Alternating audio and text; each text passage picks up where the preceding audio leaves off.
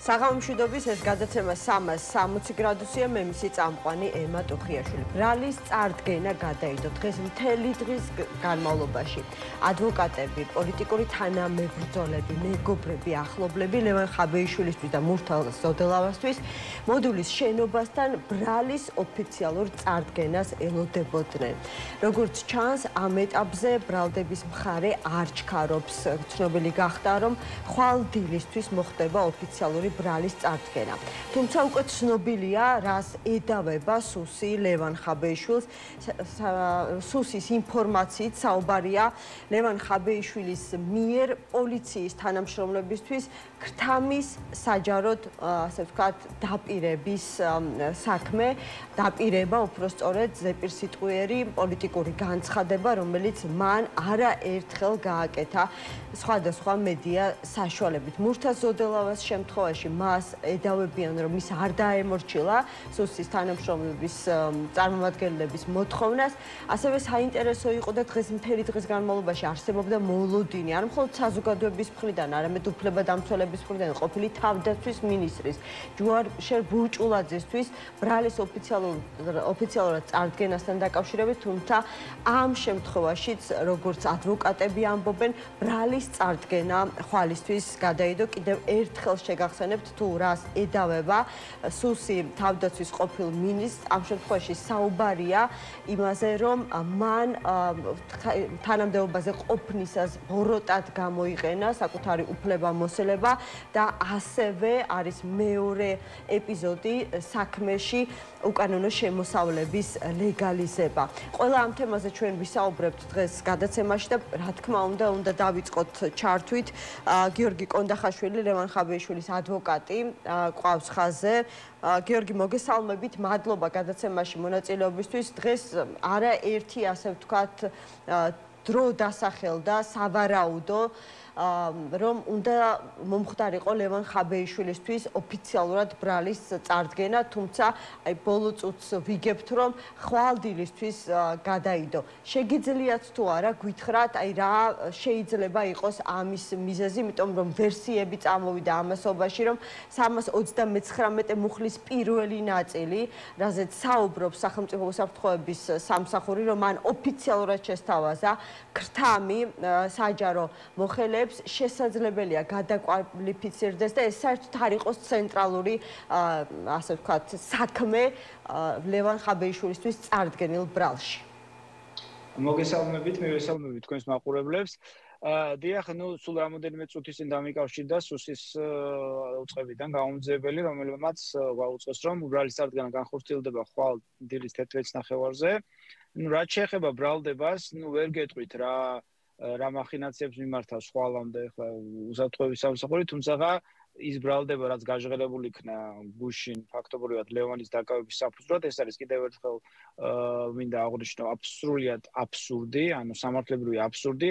პოლიტიკოსმა გააკეთა არაერთგზის საჯაროდ ტელეეთერების მეშვეობით პოლიტიკური, ასე ვთქვათ, დაპირება, რომ მომავალი ხელისუფლების სახელით, თუკი პოლიციელები მოიქცევიან კეთილსინდისიერად, არ იძალადებენ ადამიანებზე და არ შეასრულებენ უკანონო დავალებებს, მომავალი ხელისუფლების მხრიდან საბიუჯეტო სახსრებით მათ გადაეცემათ საკმაოდ სოლიდური ჯილდოები. ეს არის აბსოლუტურად ლეგიტიმური და თვითონვე, ანუ ქრთამის საჯაროდ შეთავაზება ეწინააღმდეგება თვითონ ამ დანაშაულის არს. მოგეხსენებათ, ამ მუხლში არის შენიშვნა, იურისტებისთვის ეს მარტივ ჭეშმარიტებაზე ვსაუბრობ, რომ თუკი ადამიანი, ვინც ქრთამის მიმცემია, ამ ქრთამის გადამხდელია, საჯაროდ განაცხადებს ქრთამის მიცემის თაობაზე და ითანამშრომლებს, ასე ვთქვათ, გამოძიებას და საერთოდ თავისუფლდება პასუხისმგებლობისგან.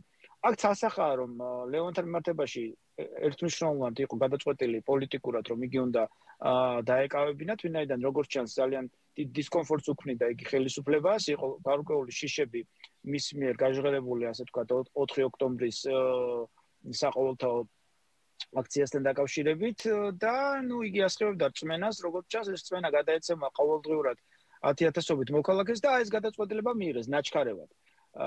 თუმცა მოგეხსენება, თქვენ ალბათ ადევნებთ თვალყურს სოციალურ მედიას, ასე ვთქვათ, ტელეეთერებს, ხომ? ნუ გაშარჟდა ეს თემა. კონტრპროდუქტიული აღმოჩნდა? კონტრპროდუქტიული აღმოჩნდა ნამდვილად, ვინაიდან ხო და ეს ვერ გათვალეს, ანუ ბატონო გიორგი, თუ ეს ადამიანები, ნუ რავი, ასეულობით ადამიანი არათუ ასე ვთქვათ, შეაშინა აღნიშნულ მოქმედებამ პირიქით.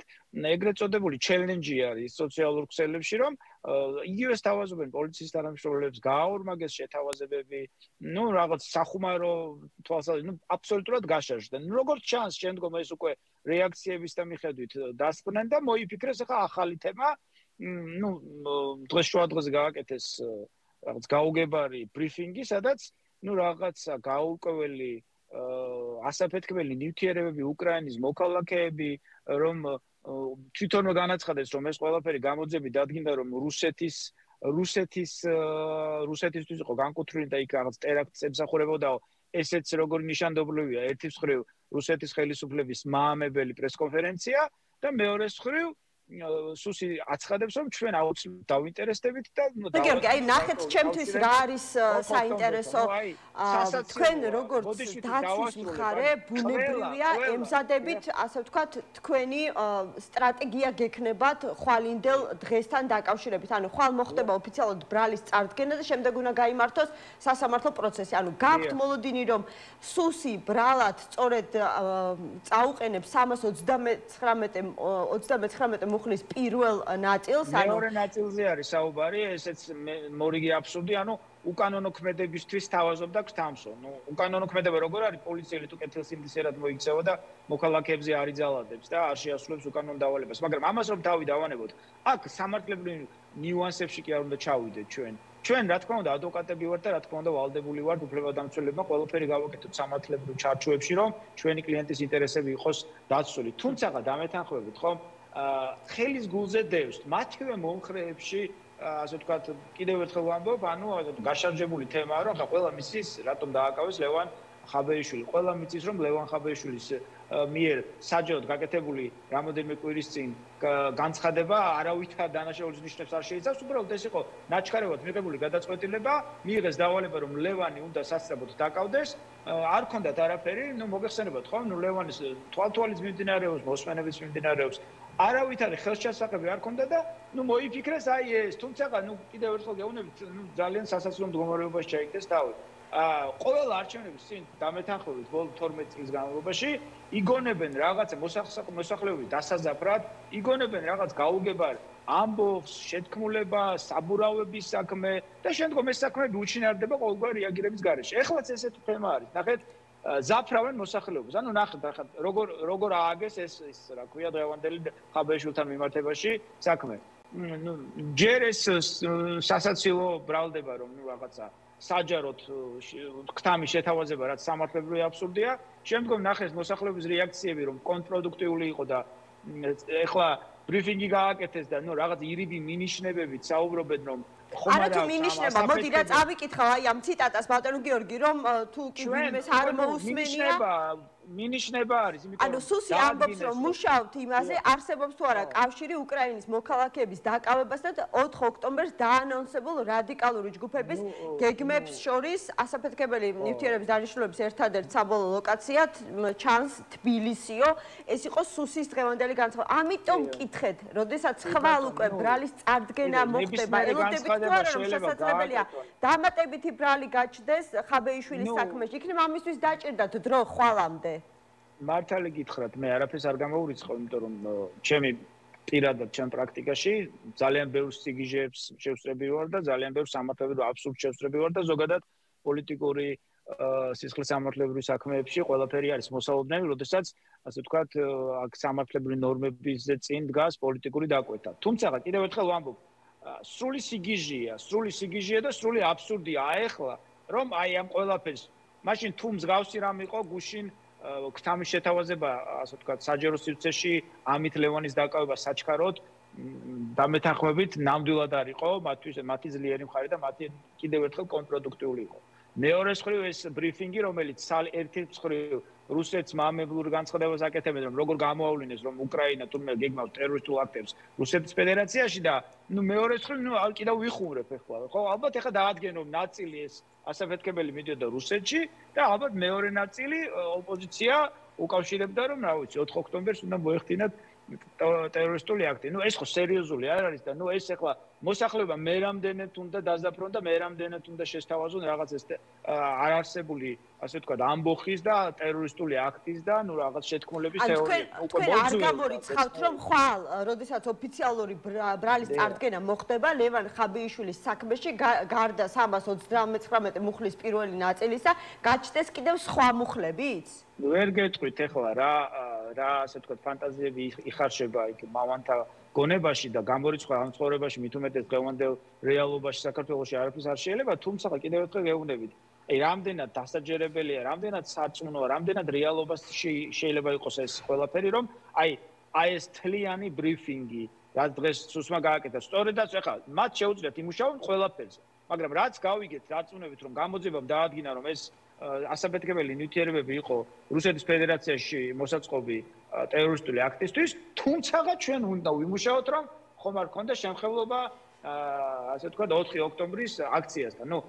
რას ემსახურება ეს? ხო ძალიან მარტივია. თქვენ ხომ მოინახულეთ დღეს ლევანი სუსის იზოლატორში? გუშინ მოვინახულე. დღეს არ მქონდა შესაძლებლობა. გუშინ მოინახულეთ. დღესაც მოინახულა ხო მეორე ადვოკატმა როგორც იცი? კი, მოვინახულე. ლევანთან მისთვის თუ არის ცნობილი სუსის ეს განცხადება, სადაც ის საუბრობს შესაძლო კავშირზე ასაფეთქებელ ნივთიერებასა და 4 ოქტომბრის დაანონსებულ აქციაში შორის. სრული ბოდოა არის, სრული აბსურდია, სრული ბოდოა არის და რა გითხრათ. ჩემი აზრით მოხდა შემდეგი რამ. გუშინელი ლევანის დაკავება აი ამ აბსურდული ბრალდებით, რაც შეეხებოდა ქთამის საჯაროდ შეთავაზებას, იმდენად კონტრპროდუქტიული აღმოჩნდა ხელისუფლებისთვის, იმდენად გაშაჟდა ეს თემა, იმდენად ეგრეთ წოდებული, ასე ვთქვათ, დასაცინი თემა გახდა, მათ შორის მათ მომხრეებში, რომ დღეს გადაწყვიტეს, რომ დაბრუნებოდნენ ისევ ძველ სტილს, გულისხმობ ძველ სტილს, რომ მოგონილი ამბოხის შეთქმულების საქმე და ეს ფაქტობრივად ეს უკრაინის მოქალაქეების დაკავება და ასე ვთქვათ, ამოღებული ასაფეთქებელი ნივთიერებები ახლა პირდაპირ ვერ უკავშირებენ, ახლა ასედაც არ ბნელად ჯერჯერობით ამ ქვეყანაში, რომ ადგე და პირდაპირ დააბრალო. თუმცა გამორიცხვა არაფერს არ შეიძლება.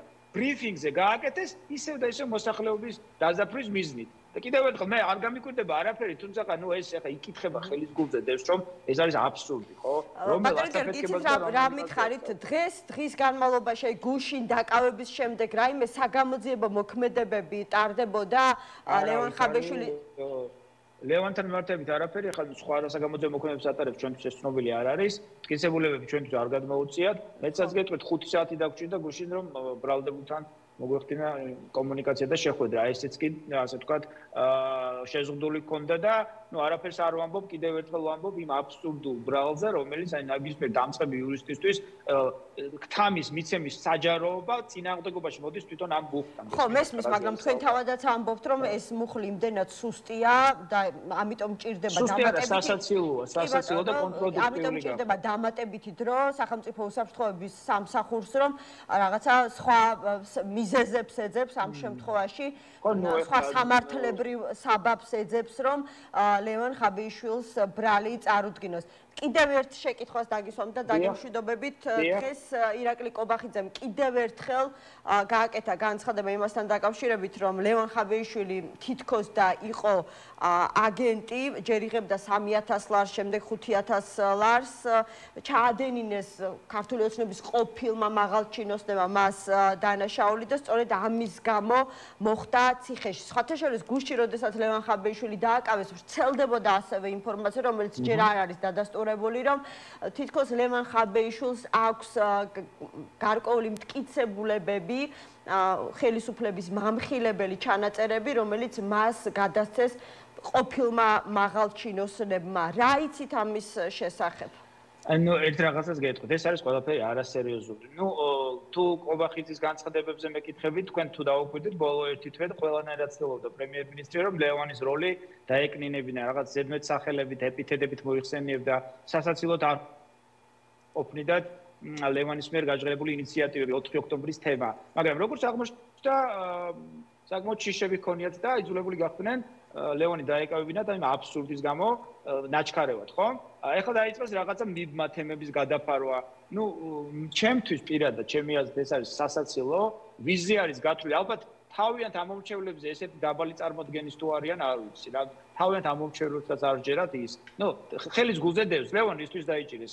ლევონი დაიჭირეს იმის გამო, რომ იგი ასწრებდა წმენას, რომ ეს წმენა გადაეცემოდა მოქალაქეებს, რომ მოსახლეობაში არის ძალიან დიდი პროტესტი დაგროვილი, მათ ეშინიათ მასობრივი აქციების და ნუ აი ეს მოკლე ჭკუით ფიქრობენ, რომ ლევანის ასე თქვა დაკავებით და განეიტრალებით და შემდგომ აი ამ ზღაპრების მოყოლით და მოსახლეობის დაზაფრვით, რომ თურმე რაღაცა გაუგებარი ასაფეთქებელი ნივთიერებები, ტერორისტული აქტები, რუსეთი, უკრაინა, პოლიტიკურ ძველი ოცნების ძველი წევრები, თუმცა რაღაც ძველი მინისტრთა კაბინეტზეა საუბარი, მათ ყოფილ მინისტრებზე, ხო?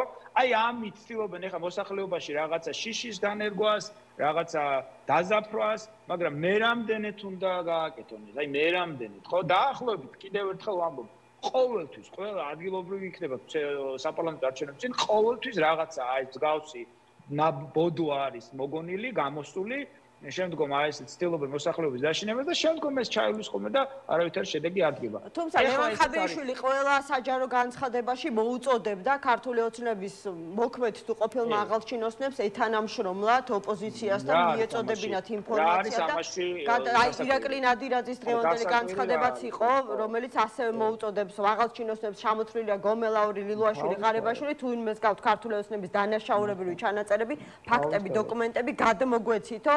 ეს არის გამოძიებისთვის ხელშეწყობა. მე არაფერს არ გამოურიცხავ, რომ იმდენი, ასე ვთქვათ, ისეთი რაღაცები ხდება ამ ქვეყანაში, არაფერს არ გამოურიცხავ, თუმცა კიდევ ერთხელ არ გამორიცხავთ რას, ბატონო გიორგი, რომ შესაძლებელია ლევან ხაბეიშვილს ჰქონდა თანამშრომლობდნენ ოცნების მაღალჩინოსნები, რომლებიც ყოველდღიურად ახლა მხილებული არიან კორუფციულ ბრალდებებში.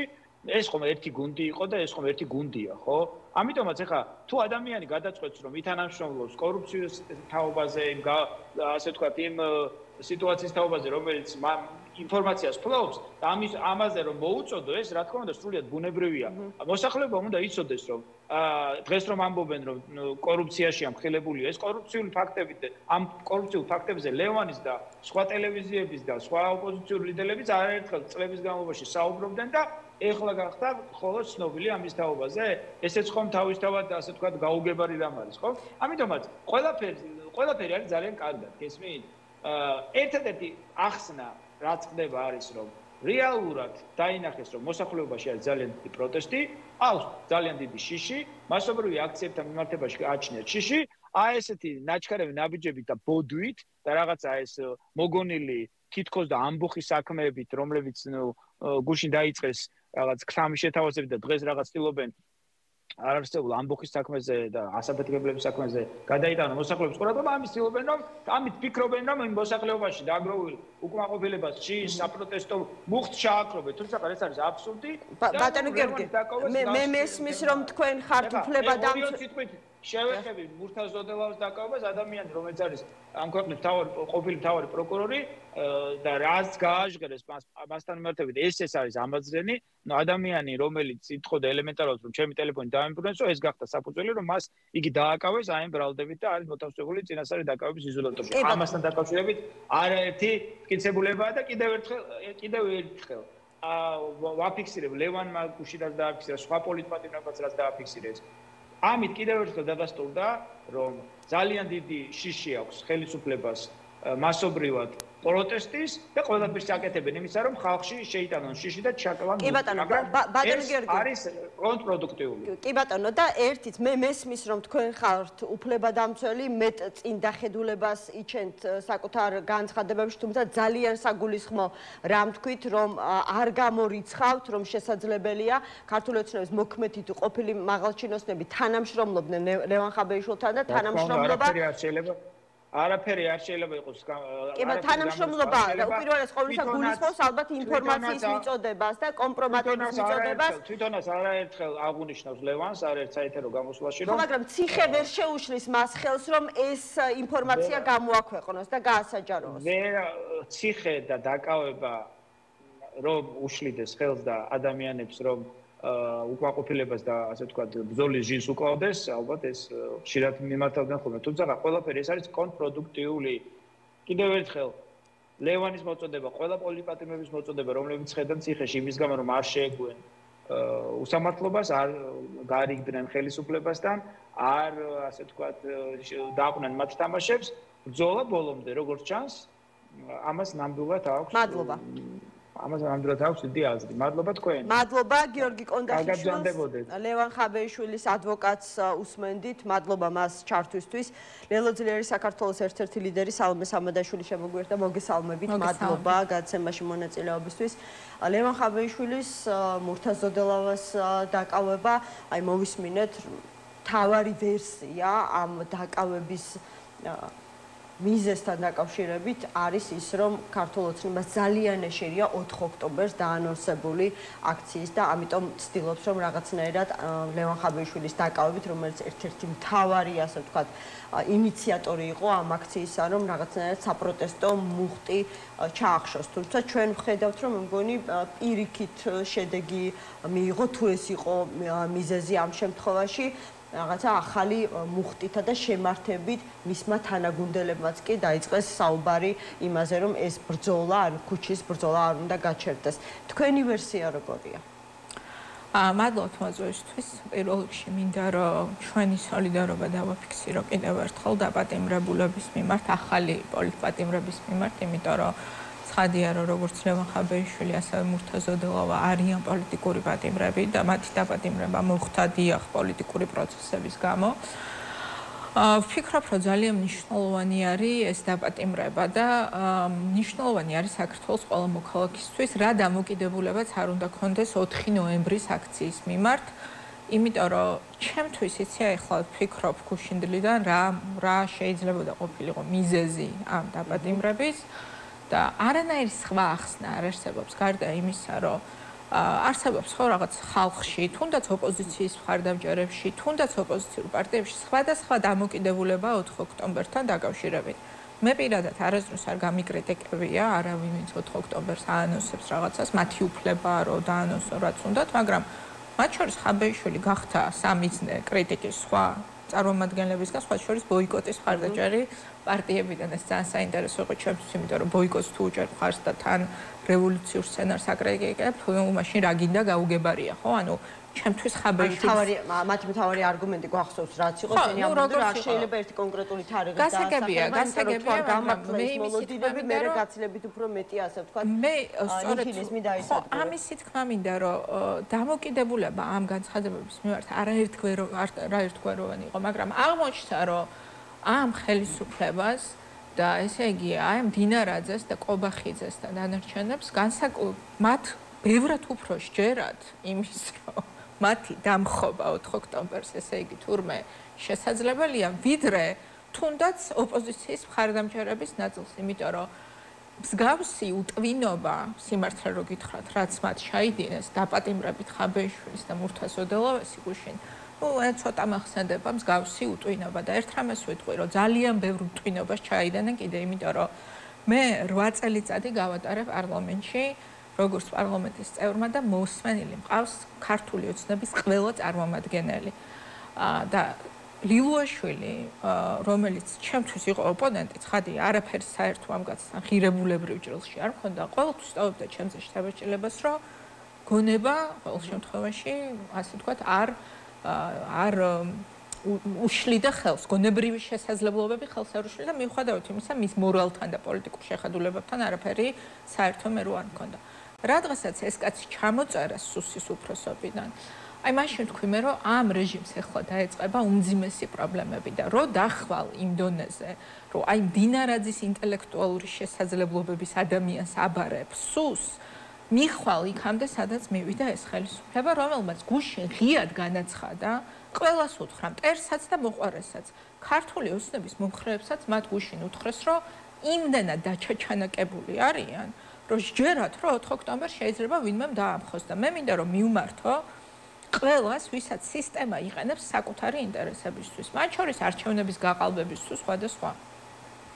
თქვენ უნდა მიხვდეთ, რომ ესეთი დასუსტებული ეს რეჟიმი საერთოდ არ ყოფილა, მე მგონი, იმიტომ რომ თვითონ გვეუბნება, რომ ეშინია, რომ რამდენიმე კვირაში დაანონსებულმა აქციამ არ დაასრულოს ბიძინა ივანიშვილის რეჟიმი ქვეყანაში და ნურც ერთ უკანონო დავალებას ხელს მოუაწერთ, იმიტომ რომ ვერ იქნებით თქვენ უკვე ამ ხალხის იმედზე, იმიტომ რომ მათი დასასრული მნიშვნელობა არ აქვს 4-ში, 5-ში, 7-ში თუ რამდენიმე თვეში არის გარდაუვალი და მე ერთი რამ შემიძლია ვთქვა, რომ ჩვენი პოზიცია არის, რომ რეჟიმი უნდა დასუსტდეს, ჩვენი პოზიცია არის, რომ ეს დასუსტება, რასაც ახლა ვხედავთ, ყველამ უნდა გამოიყენოს, საქართველოს ყველა მოქალაქემ, მათ შორის ვისაც მიაჩნია, რომ არჩევნებზე უნდა მივიდეს და ხმა უნდა მისცეს კალაძის წინააღმდეგ თბილისში და საერთოდ ქართული ოცნების წინააღმდეგ ყველგან, ვისაც აქციაზე უნდა გასვლა, უნდა გავიდეს აქციაზე. როგორც აღმოჩნდა, აქციის უფრო ეშინია ქართულ ოცნებას, ვიდრე არჩევნებში მობილიზაცია. ჩვენი აზრით პოლიტიკურ გადაწყვეტილებაზე ხომ არ იქონიებს გავლენას, ანუ ჩვენი აზრით მობილიზაცია უნდა მოხდეს ყველგან.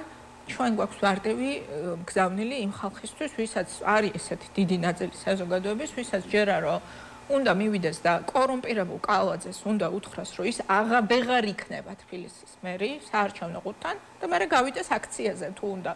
ეს ჩვენ არ რაღაცა ჩვენ უნდა გვაძლიერებდეს რეჟიმის სისუსტე, ყველას უნდა გვაძლიერებდეს მიუხედავად იმისა, რა გზების გვჯერა ჩვენ სტრატეგიულად რა გზების გვჯერა ასე ვთქვათ ბრძოლის, იმიტომ რომ საბოლოო ჯამში ამოცანა ხო ყველას ერთი გვაქვს დაინიშნოს ქვეყანაში ახალი საპარლამენტო არჩევნები და ქართულმა ხალხმა სამართლიანი და თავისუფალი გზით გადაწყვიტოს საკუთარი მომავალი.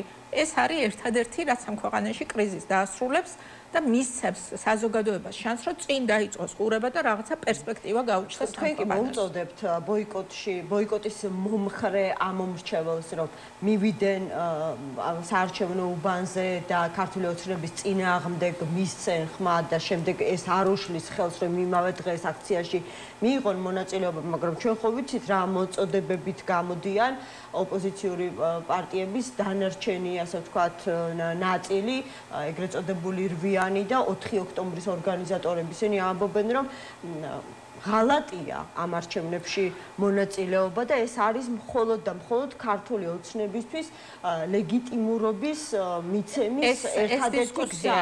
ეს დისკუსია დასრულებული არანაირ ლეგიტიმურობას რო არ შესცენს ეს არჩევნები ქართულ ოცნებას, ეს მათაც თვითონ ძალიან კარგად იციან. თუ იმას ეჭვებარებოდა წერტილი ამას დაუსვა საბოლოოდ იმან, რომ ჩვენ ვნახეთ, რომ რა თქმა უნდა ეს გამიზნულად იყო გაკეთებული, რუსები აკეთებდნენ ეს სანამ ჯერ კიდე უთოსთან რაღაც ურთიერთობა ჰქონდათ, რომ აი რამდენიმე დღით ადრე მოიწვევდნენ დამკვირვებლებლად და იგივე გააკეთეს. ოღონდ ეუთომ არ გაუტარა ეს და უთხრა, რომ არ ჩამოვლენ დაკვირვებას. ამიტომ ის რომ ეს არჩევნები ლეგიტიმაციას მისცეს ხელისუფლებას, რომელსაც დღესაც მოუწოდა მრავალრიცხოვანმა შემადგენლობამ შესაბამისი ჩვენი მეგობარი სახელმწიფოების რომ დროულად გაათავისუფლოს პოლიტპატიმრები და განმუხტოს პოლიტიკური კრიზისი, ხელისუფლება, რომელსაც გაყინული აქვს ურთიერთობები ყველა ჩვენ სტრატეგიულ პარტნიორს და არავინ უბრალოდ მათ აღარ ელაპარაკება, ეს არის სისულელე, ყოველთვის სისულელე იყო. სიმართლე არის მარტივი. ბრძოლის ველია ერთ-ერთი არჩევნებიც. ჩვენ არასდროს არ გვითხოვს, რომ ამ არჩევნებზე გვაქვს მოლოდინი, რომ ან სამართლიანი, ან თავისუფალი იქნება, მაგრამ ეს არის ბრძოლის ველი. ძალიან დიდი რაოდენობა ქართველი ხალხის თქვენ თქვით, რომ ბოიკოტის მომხრეებს მოუწოდებ. ბოიკოტის მომხრეებად და რა ქვია, არჩევნების მომხრეებად მე არ ყოფ საზოგადოებას. მე მოუწოდებ ყველას. მაგრამ ხო და ამიტომ ჩემი გზავნილი ოპოზიციონერები ყოფილ. ძალიან ცუდია, ვინც დაყოფას ცდილობს საზოგადოების. ვინც დაყოფას ცდილობს საზოგადოების არის შემწარი. სამწუხაროა, შემწარია ყველა, ვინც დღეს საზოგადოების დანაწევრებას ცდილობს. ჩემი პოზიციას არასდროს არ ყოფილა და მე ამიტომ ვამბობ, რომ ჩვენი მოწოდება არის პირიქით ერთიანობა, მათ შორის ერთიანობა აქციაზეც იმ ხალხისთვის, ვისაც მე მესმის იმ ხალხის, ვის ამბობს, რომ არჩევნებში მე მონაწილეობას არ მივიღებ, ჩემთვის მათი პოზიცია გასაგებია, ვისაც მიაჩნია და ესეთი არის კრიტიკა მოდის ხოლმე თქვენი და აღარ არის საინტერესო ეს დისკუსია, იმიტომ რომ ეს გავლილი არის ესა, ეს გზა არის გავლილი, ვერანაირი დამატებითი არგუმენტები ვერავინ ვერ წარმოადგინა, რატო უნდა შევატოვოთ ჩვენ ქართველი ხალხი მისი დიდი ნაწილი, რომელსაც უნდა რომ მივიდეს იმ არჩევნებზე და უნდა რომ იმ არჩევნებზე უარი უთხრას ბიძინა ივანიშვილის რეჟიმს, ის რატო უნდა დატოვა არჩევანის გარეშე, ჩემთვის არის გაუგებარი და ვერავინ ვერ დაგვიმტკიცა, ამიტომ ჩვენ არავის არ უყოფთ, საზოგადოებას არ ვანაწევრებთ. და ის ხალხი, ვინც ბოიკოტის მომხრეა, ჩვენ არ მიგვაჩნია, რომ რამეში გვეწინააღმდეგება იმ ხალხს ისევე უნდა ამ რეჟიმის შეცვლა, როგორც ჩვენ გვინდა. ამიტომ ჩვენი გზებით ვიბრძოლოთ, მაგრამ გავერთიანდეთ საერთო ამოცანის გარშემო და მათ შორის დაპატიმრება, დამატებითი პოლიტიკური ლიდერების, აი ეს ყველაფერი, რასაც ჩვენ ახლა ვხედავთ, ეს არის ქართულმა ოცნებამ, იმიტომ რომ მისი ეშინიათ და მაშინ ხაზარაძე და ჯაფარიძე რატო გამოუშვეს? ანუ მათი როგორც პოლიტიკური კონკურენტების შიში არა აქვს? არა, ძალიან მარტივია. მათ უნდათ ხალხის დაშინება ზოგადად, რომ ხალხი ქუჩაში არ გამოვიდეს. ახლა ვინც არის აქტიურად ხაბეიშვილი, ახლა ხაბეიშვილის თავდამჭერები, ამიტომ მე საიდან დავიწყე, სისულელე გააკეთეს თქო, ამიტომ არ უნდა ჩააბარო მამუკა მდინარეძის გაქანების კაც არ შეიძლება რომ სუსი ჩააბარო და არ დაგემხოს თავზე ადრე ძალიან მალე შენი სისტემა და ეს მოუვა ბიძინა ივანიშვილს აუცილებლად, იმიტომ რომ არ შეიძლება რაღაცა გონებრივი შესაძლებლობები ბოროტის საქმის გაკეთებასაც სჭირდება და როდესაც რჩები აი ამ არ ვიცი გაუბედურებულ მდგომარეობაში, რომ საერთოდ აღარავინ აღარ ყავს საყრდენი, ცხადია, რომ ცუდად წავა შენი საქმე. რაც შეეხება მამუკას და ბადრის გამოშვებას, მე თავიდანვე ვთქვი, საქართველოში არ ვიყოფებოდი, როცა ისინი გამოუშვეს ციხიდან, მაგრამ კიდევ უფრო კარგად ჩანს ეს ახლა, რომ მათ შორის მათი გათავისუფლება ეს იყო განხეთქილების, გამწვავების მიზნით ოპოზიციაში. ამიტომ ჩემი პოზიცია ყოველთვის იყო, რომ არ უნდა მივცეთ ის ამ ხელისუფლებას, რაც უნდა.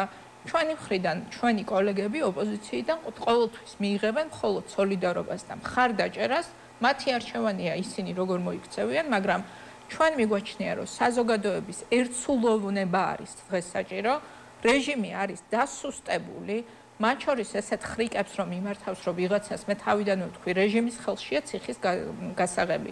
ვისაც უნდა ჩაკეტავს, ვისაც უნდა გაუღებს იმ კარებს, მათ შორის ამას იყენებს საზოგადოებაში დემორალიზაციისთვის და რაღაც დემორალიზაციაა ხო, მცდელობა დემორალიზაციის, მათ შორის გუშინდელი მაგალითად დაპატიმრებები, დემორალიზაციის მცდელობა არის ვიღაცის გაშვება სხვადასხვა პროცესზე, თალკე საარჩევნო პროცესზე, მაგალითად თქვენთვის ექნება თუ არა, აი ამ დაჭერებს გარკვეული გავლენა, აი მათ შორის იმ ამომრჩეველზე, რომელიც ფიქრობს მოვიდეს საარჩევნო უბანთან, მაგრამ ასეთი მე შემიძლია მხოლოდ საზოგადოებას მოუწოდო და ავუხსნა კიდევ ერთხელ, რომ აი წარმოიდგინეთ რა მდგომარეობაში არის ეს რეჟიმი, რომელიც კიდევ ერთხელ ვამბობ, როდესაც ოპოზიციურად განწყობილი საზოგადოების დიდი ნაწილი თუ არა მნიშვნელოვანი ნაწილი კითხვის ნიშნის ქვეშ აყენებდა, სწორი იყო თუ არა რაღაცა თარიღების დაკიდვა და რამდენად რეალისტური იყო ესეთი მოლოდინების შექმნა, ამ დროს ქართული ოცნება გამოვიდა და თქვა, რომ კი, მე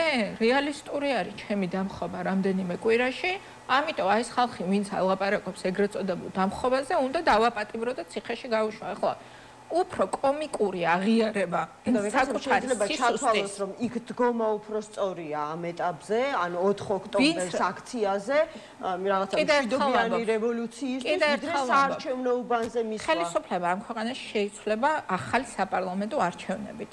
ეს სჭირდება ამ ქვეყანას და ესე მოხდება, ეს გაიმართება საპარლამენტო არჩევნები, ვადამდელი ქართველი ხალხი მივა და გააკეთებს საკუთარ არჩევანს საარჩევნო ყუთან. ეს იქნება გარდაუვლად ესე.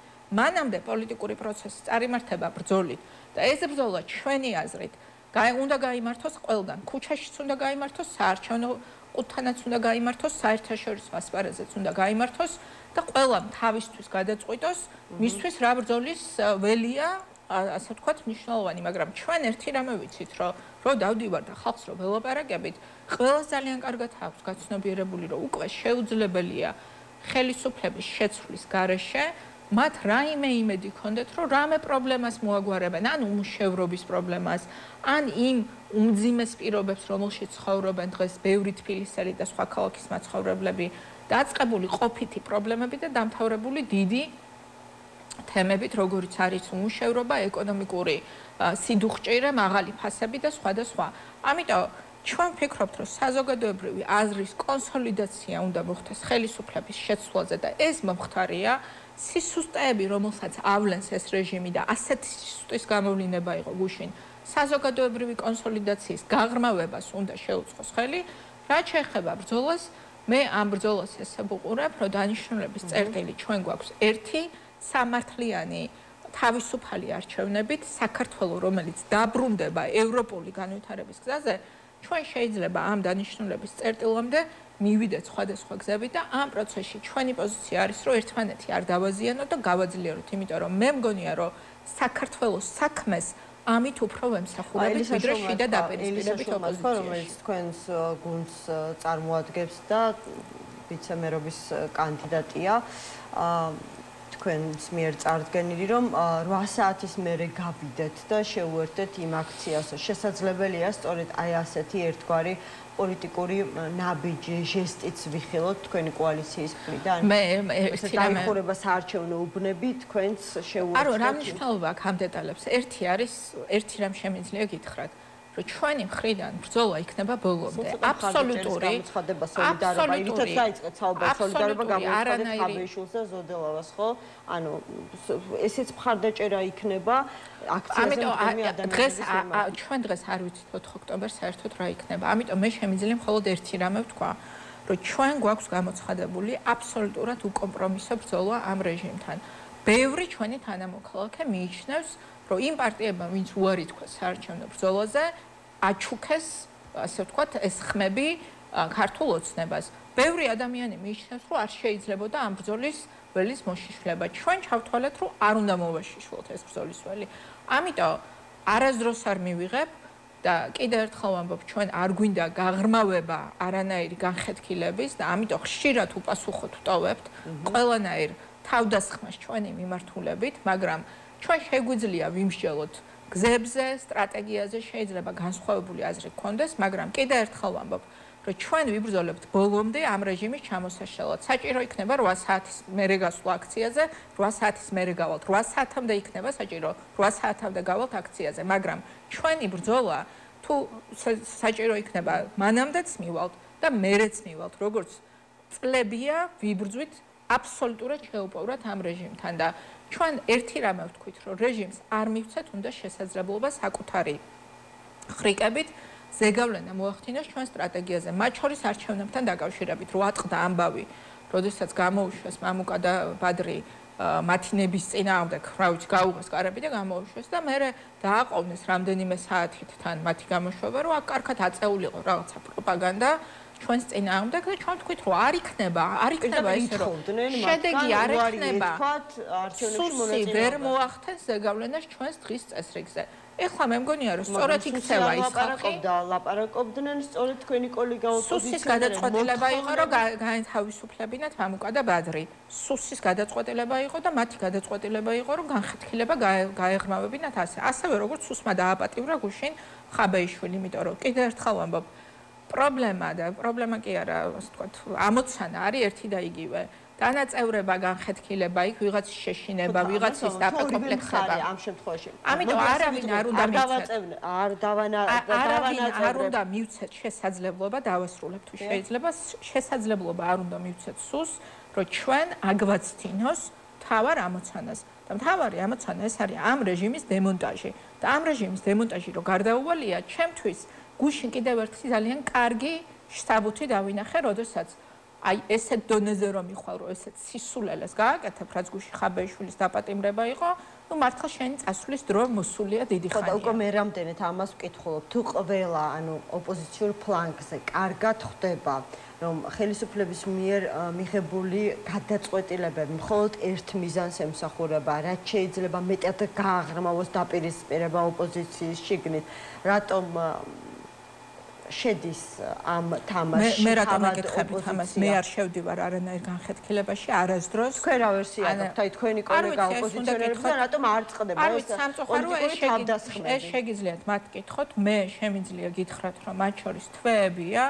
დიდი მოთმინებით ვისმენ სხვადასხვა მათ შორის ძალიან სულელურ თავდასხმებს ჩემზე პირადად თუ ჩვენს პარტიაზე და არ ვპასუხობ, იმიტომ რომ ჩვენი ამოცანა ახლა არ არის ოპოზიციის შექმნა, არ არის თავდასხმა ოპოზიციის სხვა წარმომადგენლებზე, იმიტომ რომ გვესმის ის გამოწვევა, რომლის წინაშე ვსდგავარ და მათ შორის მოვძებნეთ სხვა შორის ჩვენში რესურსი, რომ კოალიცია შეგვექმნა წინა საარჩევნო ადგილობრივ არჩევნებთან დაკავშირებით იმ ხალხთან, ვისთანაც საკმაოდ მწვავე დაპირისპირებებიც ჰქონია და მე მგონია, რომ დღეს საზოგადოების მოლოდინის ეს არის ჩვენგან და სხვა რამის უფლება ჩვენ არ გვაქვს და არასდროს ჩვენი მხრიდან არ გადადგმულა არც ერთი ნაბიჯი, რომელიც დაპირისპირების ინსპირაციას ხელს შეუწყობდა. კიდევ ერთ საკითხზე მაინტერესებს თქვენი პოზიცია და მოსაზრება. დღეს ქართული ოცნების ლიდერები ერთი მეორის მიყოლებით აკეთებდნენ განცხადებებს, რომ მეგობარი აქტის მიღება ჩავარდა.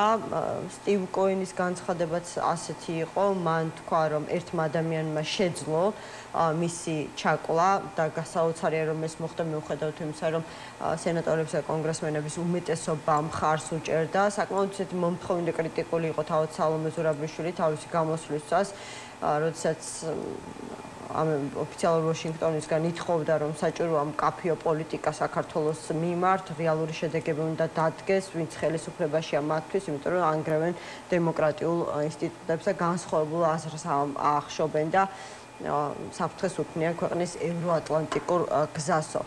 რა პერსპექტივას ხედავთ რეალურად? ბევრი ვერსია არსებობდა სხვათა შორის მეგობარი აქტთან დაკავშირებით, აი მოუსწრებდა თუ არა ამ აქტის მიღება და შესაბამისად გათვალისწინებული სასანქციო ნაბიჯები 4 ოქტომბრის არჩევნებს. ფაქტია, რომ ამის გაკეთება 4 ოქტომბრის არჩევნებს ვერასდროს ვერ მოუსწრებდა, ეს არ ვიცი ვინგანან ვითარა ეს აზრი, მაგრამ თარი აზრი იყო, იმიტომ რომ მეგობარი აქტის დაჩქარებული წესით მიღებაც რო ყოფილიყო, მეგობარი აქტის ჩანაწერის თანახმად თუ არ ვცდები სამთვიანი ვადა ეძლევა აღმასრულებელ ხელისუფლებას, რომ მოამზადოს ანგარიში და სანამ ეს ანგარიში არ მომზადებოდა, არანაირი ნაბიჯები არ გადაიღებოდა, ამიტომ ამ აქტის ამოქმედება დროში არასდროს არ იყო გათვალისწინებული არჩევნებამდე, რაც შეეხება თვითონ აქტის მიღების პროცესს. ამ ეტაპზე რაც შეჩერდა, ეს არის მართლაც ესე მოხდა, რომ თუნდაც ერთ სენატორს შეუძლია სწრაფად მიღების პროცესის დაბლოკვა. ამან გამოიწვია ის, რომ გადაწყობა არის საჭირო, იმიტომ რომ თავისი კალენდარი აქვს და ასე ვთქვათ, თავისი ლოგიკა აქვს საკანონმდებლო პროცესს, ამიტომ შესაძლებელი არის, რომ ამ საკანონმდებლო ციკლში ვერ მოხერხდეს ამ აქტის მიღება, მაგრამ შემიძლია გითხრათ, რომ აქტი დღის წესრიგში რჩება და რაც მთავარია, ამ აქტის მიღების გარეშეც არავის არ უნდა დაავიწყდეს და ყველას უნდა შევახსენოთ, რომ ბიძინა ივანიშვილი სანქცირებულია ამერიკის შეერთებული შტატების მიერ რუსეთის ინტერესების ასე ვთქვათ გატარებისთვის. ეს სანქციები არავის არ გაუქმებია. მაგნიტსკის სიაში არიან შეტანილი არაერთი წარმომადგენელი ქართული ოცნების ხელისუფლების. ეს სანქციებიც არავის არ გაუქმებია და ასევე უნდა ვთქვათ, რომ ახალი ადმინისტრაციის ასე ვთქვათ, ამოქმედებიდან უკვე 8 თვე გავიდა და არც ერთი მაღალი დონის შეხვედრა ჩვენ არ გვახსოვს საქართველოს დღევანდელ არალეგიტიმური ხელისუფლების წარმომადგენლებთან. ასე რომ ქართული ოცნების იზოლაცია და მათ შორის სტრატეგიული თანამშრომლობა ჩვენი გაუქმებული რჩება ამერიკის შეერთებული შტატების კობახიძის დღევანდელი განცხადებით, ისინი კვლავ მოლოდინის რეჟიმში არიან და ამერიკულ მხარის პოზიციას ელოდებიან, აი ამ ურთიერთობების განახლებასთან. წერილი გაუგზავნო და კითხონ დალოდების საათები როდემდე აქვს, როგორც ქართულ ცნობილ ფილმშია, იმიტომ რომ თვითონ თავის შინაარსით ქართული ოცნება უკვე ძალიან სწრაფად დაემსგავსა აი ამ გენიალურ ფილმს ცოტა ხნის წინ გარდაცვლილი ელდარ შენგელაიესი, სადაც თავზე სანამ არ დაემხობათ შენობა, ვერ ხვდებიან, რომ ემხობათ თავზე ყველაფერი, ასე რომ ადეკვატური იქნებოდა მათი მხრიდან წერილის გაგზავნა ტრამპის ადმინისტრაციისთვის, როდემდე აქვს დალოდების საათები, იმიტომ რომ უკვე აი ეს კომიკურად ქცეული რეჟიმი ვერ ხვდება, რომ საკუთარი ნანგრევებს შეშავოს დღევანდელი შედეგი თავის გამარჯვებად მიაჩნიათ ის, რომ წინ ვერ მიდის პროცესი. ნუ ეხლა ეს ხო რაღაცა ეს არის აბსურდი არის, იმიტომ რომ ჩემთვის აბსოლუტურად გაურკვეველია ხელისუფლება, რომელსაც ერთ დღეს ბერლინიდან ურტყავენ სახეში, მეორე დღეს ბრიუსელიდან ურტყავენ სახეში, მესამე დღეს ვაშინგტონიდან მოხვდებათ ხოლმე და წამოუთაქებენ თავში.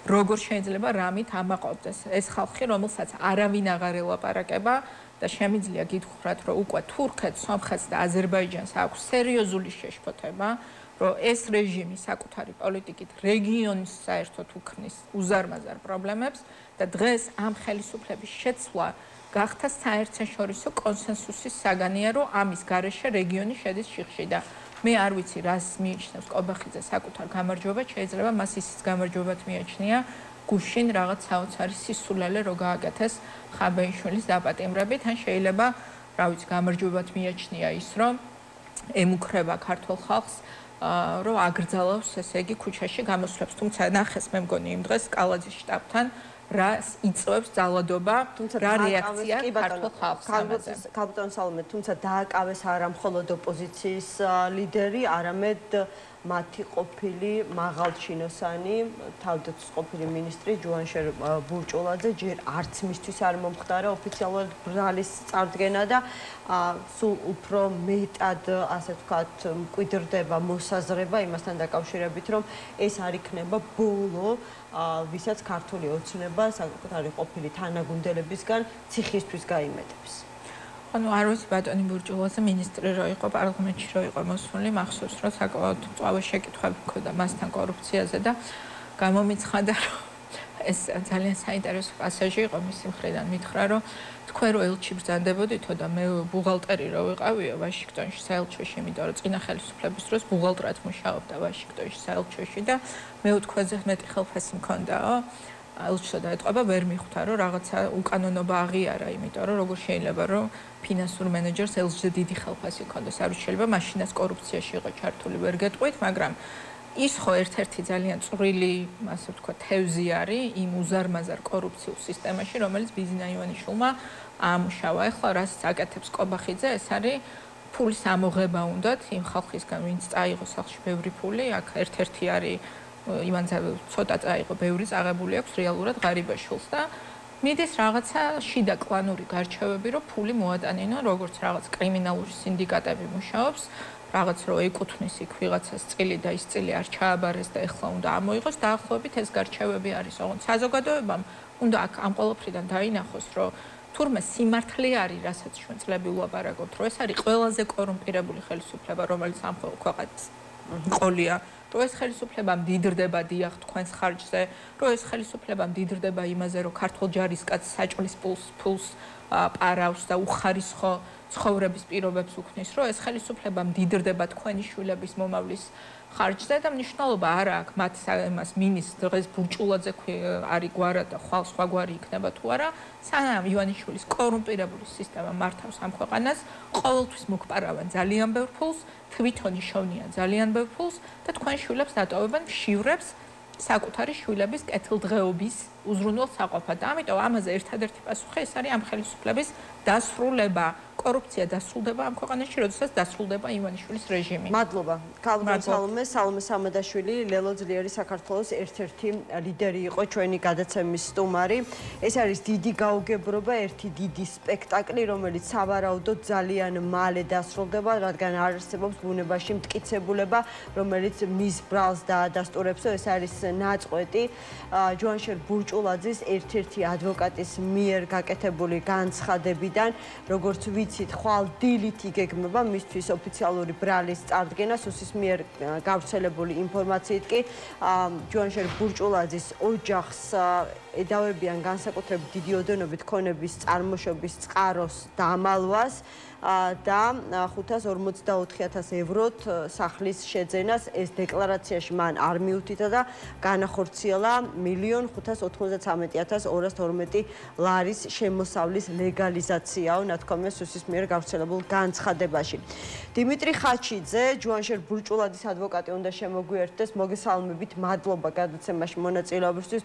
დღეს თქვენ გქონდათ შესაძლებლობა თქვენი დაცვის ქვეშ მყოფი მოგენახულებინათ კლინიკაში.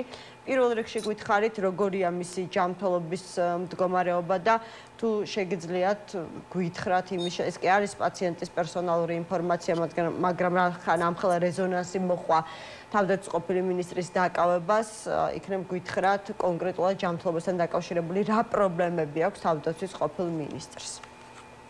მოგესალმებით თქვენს მაყურებელს. ჯანმრთელობასთან დაკავშირებით მას რამდენიმე დღით ადრე ჰქონდა მიღებული ტრავმა, კონკრეტულად იმის შეყევა, კონკრეტულად ამიტომ ჰქონდა წოლითი რეჟიმი, გუშინ გლამდეც და გუშინ როდესაც დაკავების პროცედურები დაიწყო, გადაწყდა რომ გადაყვანილი ყოფილიყო კლინიკაში, სადაც ჩაუტარდა დამატებითი გამოკვლევები, მისი მდგომარეობა სტაბილურია.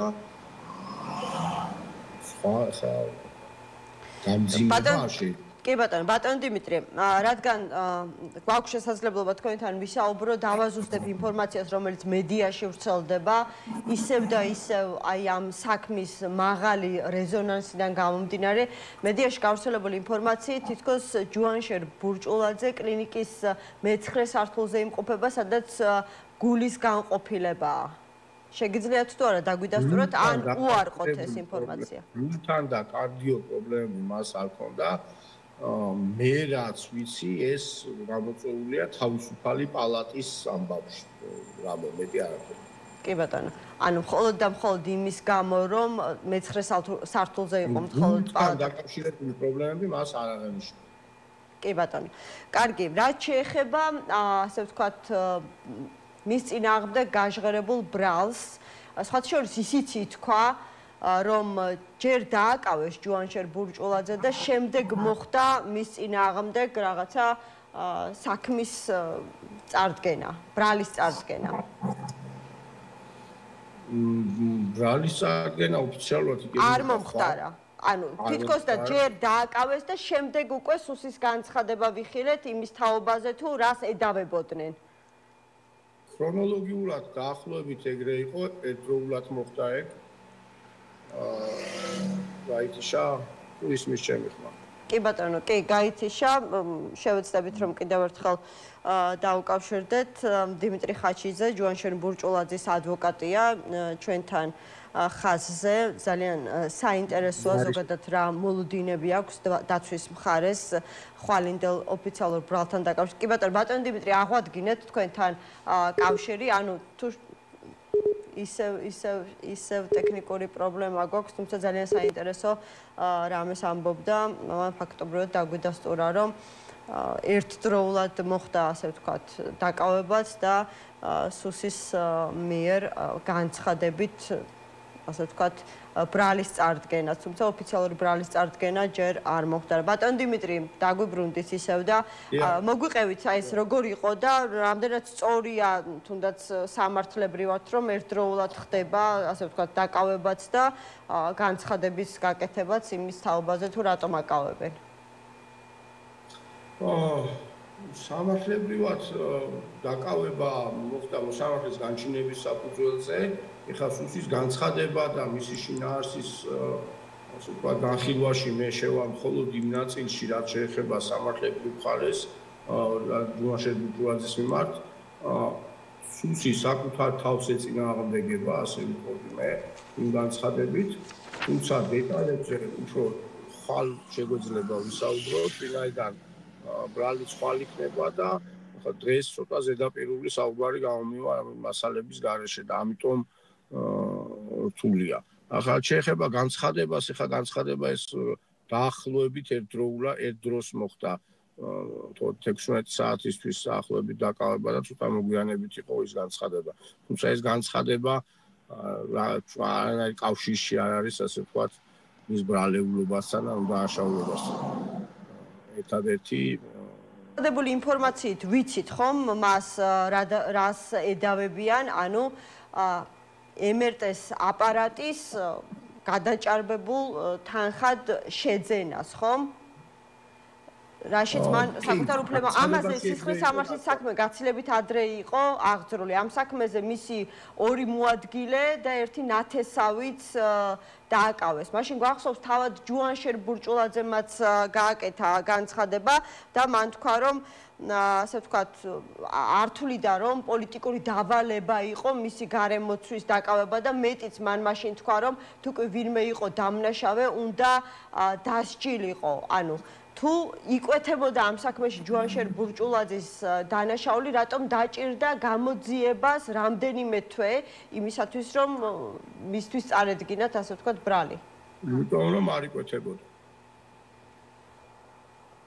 რა არის ხო? იმიტომ რომ არ იკვეთებოდა ჯუანშერ ბურჭულაძის ბრალეულობა. და ახლა რა მოხდა? მაშინ გამოდის, რომ დაკავებულებიდან სამი დაკავებულიდან ვიღაცამ მისცა ჩვენება მის წინააღმდეგ? არის მე ამ საქმის დეტალებს ვიცნობ, ერთ-ერთ დაკავებულს მოვიქცავ, ეს ასე არ არის. ერთ-ერთ დაკავებულს იცავთ? შეგიძლიათ უბრალოდ შემახსენოთ ვინ არის ეს ხაინდრავა ღუდუშაური თუ მხეიძე? ვასილ მხეიძეს. ვასილ მხეიძეს, რომელიც არის ნათესავი, ხომ? მისი მეუღლის ძმა. ხო, მაგრამ თქვენ ხომ არ შეგიძლიათ იგივე დარწმუნებით ისაუბროთ სხვა დაკავებულებზე. შეიძლებოდა თუ ეს ვერსია გააქვთ, შეიძლებოდა მის წინააღმდეგ მასალებს ხო ვიცნობთ, კაცო, როგორ არ შემიძლია. კი ბატონო, საქმის მასალებს იცნობთ და ამ საქმის მასალებში არ ჩანს, რომ ვიღაცას მიეცა ჩვენება ჯუანშერ ბურჭულაძის წინააღმდეგ. აბა მაშინ რა უნდა თუ ორი დღის ამბავი არ არის, მაგრამ ბრალდებულებში ხა ვიცი ეგ არ იქნება. თორემ აღმეთ შემთხვევაში მე მაგალითად ვასილ მხეიძეს და ბურჭულაძეს ერთად ვერ დავიწყავ თუ მათ შორის წინააღმდეგობა, მაგრამ ვიცი რომ არ არის ეს. კი ბატონო.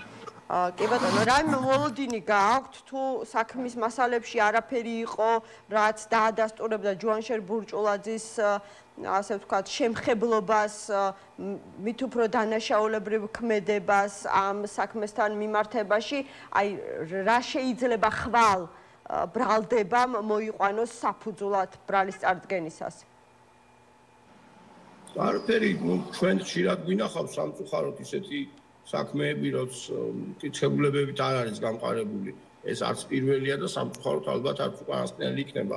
ხვალ ნახოთ რა იქნება, იმიტომ რომ არ მინდა ხა წინასწარ პროგნოზების გაკეთება, ვარაუდები, რატო უნდა ვთქვა, რატო არა, გასაგებია, მაგრამ ფორმალურად თქვენ გამოცდილი ადვოკატი ხართ, ხო? ბევრი საქმე გინახავთ. ფორმალურად ხო მაინც მოუწევთ რაღაცა ჩადონ საქმეში, რასაც დაეფუძნება მათი ბრალი, ანუ რისი მოლოდინი გაქვთ? თუ ჩვენება არავის მიუწია ბურჭულაძის წინააღმდეგ, ხო? საქმის მასალები მანამდეც ჰქონდათ, რის საფუძველზეც ხაინდრავა ღუდუშაური და მისი ნათესავი ცოლის ძმა ვასილ მხეიძე დააკავეს. და მაშინ არაფერი იკვეთებოდა ისეთი, რაც ასე ვთქვათ, ბურჭულაძის დანაშაულებრივ ქმედებებს ამხელდა. მაშინ აი რა გაჩნდებოდა ახალი? არ ვიცი, ხვალ ნახავთ. ვარაუდებს როგორ გამოვყვათ, არ ვიცი. ერთადერთი არის, რომ შესაძლოა იმ, ასე ვთქვათ, იმ საქმის გაგრძელებად მონათლონ ეს, თუმცა ბმა გაუჭირდება, იმიტომ რომ სუსის გულშინდელი განცხადება კიდევ ერთხელ თავის თავს ეწინააღმდეგებოდა. ანუ რომელი საქმის გაგრძელებად? აი, სადაც დაკავებულია მისი მოადგილე წოლი. ანუ MRT-ს აპარატის შეძენას მიაბან აი ეს 544 ჯუანშერ ბურჭულაძემაც ნახა სარგებელი დაუშვათ, ალბათ შესაძლოა ეს თქვა. თუმცა ცოტა გაურკვეველია ეგ ამბავი რანაირად. იცით რა არის კიდევ ძალიან საინტერესო, როგორც გვახსოვს და თუ არ ვცდები, აი მით უმეტეს თქვენ იცავთ მხეიძეს 27-ში დააკავეს, ხო, 27 ივლისს დააკავეს ეს სამი ადამიანი. მანამდე ჯუანშერ ბურჭულაძე თავად იმყოფებოდა გამოკითხვაზე პროკურატურაში თუ სუსში. ასე იყო, ხო? დაკავებამდე ცოტა ხნით ადრე თავად ბურჭულაძე იმყოფებოდა. იცით, თარიღები და კონკრეტულ დეტალებს ახლა ვერ გეტყვით ორი მიზეზის გამო. პირველი ახლა ეს ის არის, რომ ჩვენ ამ საქმის მასალებში გაუთქმელობის ხელწერილი გვაქვს გაგაფრთხილებულები ვართ. ასე რომ დეტალებზე რაღაც ზოგიერთ როდის იყო, ვინ იყო გამოკითხული და ჩვენების შინაარსზე თავს შევიკავებ ამ მარტივი მიზეზის გამო. თუმცა ზოგადად შემიძლია გითხრათ, რომ ჩვენი მხრიდან ყველა დავთქვათ, ასე ვთქვათ, კითხვას ქონდა პასუხი გაცემული, ყველა რაც საეჭვოდ ჩათვალა მაგაუნძიების პროცესში, ყველაზე მივაწოდეთ დასაბუთებული პასუხი. კი ბატონო, ივლისის ბოლოს იმყოფებოდა, აი არის გავრცელებული ინფორმაცია მედიაში, ხო, გამოკითხვას და ფაქტობრივად აი რამდენიმე საათში მისი გამოკითხვიდან დააკავეს ეს სამი ადამიანი. გაეხმარება, ანუ მის მიერ გაჩნდა, ასე ვთქვათ, ბუნებრივია გაჩნდა მოსაზრება, რომ მის მიერ მიწოდებული ინფორმაციაც ხომ არ დაეხმარა სახელმწიფო უსაფრთხოების სამსახურს ამ ადამიანების დაკავებაში. არა, არანაირად, გასლაპარაკო. კი ბატონო, კარგით და კიდევ ერთი არის კიდევ ძალიან საინტერესო, აი 27-ის შემდეგ, როდესაც მისი ორი მოადგილის და ნაცსავის დაკავება მოხდა, ხომ არ გატარდა რაიმე საგამოძიებო ღონისძიებები ბურჭულაძესთან, მის ოჯახის წევრებთან, მის გარემოცვასთან დაკავშირებით, მაგალითად, ხომ არ ქონდა შეზღუდული გადაადგილება და ასე შემდეგ. ქვეყნიდან გასვლა უბრალოდ. ვერ გეტყვით ვერაფერს. კარგი, მაშინ ბოლოს ის მითხარით, ანუ როგორ აპირებთ ბრძოლას იმისათვის, რომ თქვენი დაცვის ქვეშ მყოფის სიმართლე დაამტკიცოთ, მით უფრო ამბობთ, რომ პოლიტიკური სარჩული აქვს. უპატეფობლებრივად ვიბრძვით, წარმოადგენთ ყველა იმ მტკიცებულებას, რომელიც დასაბუთებს ის შემოსავლების კანონიერებას. ეგრე არ არის, რომ რაღაცა მის საჯარო სამსახურში გადასვლამდე ის მუშაობდა, შემოსავალიც ჰქონდა, ოჯახი ყავს, საკმაოდ დიდი ოჯახია და სხვა შემოსავლებიც ჰქონდა ოჯახს. ჩვენ თუ ავიღებთ მარტო ერთი დღის ოპერაციას, ერთი დღის დანახარჯებს ადამიანს და დაშევხედავთ წინა დღეს რა შემოსავალი ჰქონდა, შეიძლება იმ დანახარჯებმა გადააჭარბოს და იმ დღეს შემოსავალი საერთოდ არ ჰქონდეს. გასაგებია, მაგრამ წინარე პერიოდი რატო არ უნდა იქნეს გათვალისწინებული, მე ვერ ვხვდები უბრალოდ. ვიდრე ის საჯარო სამსახურში გადავიდო და ვიდრე ის მშობლებს ჰქონდათ ხონება კი ბატონო, ანუ ჯუანშერ ბურჭულაძეს შეუძლია ამ ფულის 500,000 ევროს წარმომავლობის დასაბუთება და ასევე აქვს მტკიცებულებები, რომ არანაირი შემხებელობა ეგრეთ წოდებული ემერტეს აპარატის რაღაცა 1,300,000 გაცილებით მეტის დასაბუთება შეგვიძლია შემოსავლების, რომელიც საერთოდ არ არის დაკავშირებული მის საჯარო სამსახურში გადასვლამდე. ემერტეს აპარატის შესყიდვასთან დაკავშირებით, რომ არ ქონდა არანაირი შემხებელობა, ამის დასაბუთებაც თუ შეუძლია? რა თქმა უნდა, შეგვიძლია. კი ბატონო, კარგი მადლობა დიმიტრი ხაჩიძეს, ჯუანშერ ბურჭულაძის ადვოკატს უსმენდით. რეკლამის შემდეგ გიორგი შარაშიძის პოლიტიკურ პოზიციას მოვისმენთ და ასევე ანდრე გოცირძე უსაფრთხოების სპეციალისტი იქნება ჩვენი გადაცემის სტუმარი. მასთან განსაკუთრებულ ყურადღებას გავამახვილებთ დაკავებაზე, როდესაც სუსმა უკრაინის მოქალაქეები დააკავა, სუსის განცხადებით მათ საქართველოს შემოიტანეს ასაფეთქებელი ნივთიერება და ამ ასაფეთქებელი ნივთიერების დანიშნულების ერთადერთი საბოლოო ლოკაცია სუსის ინფორმაციით ჩანს თბილისი.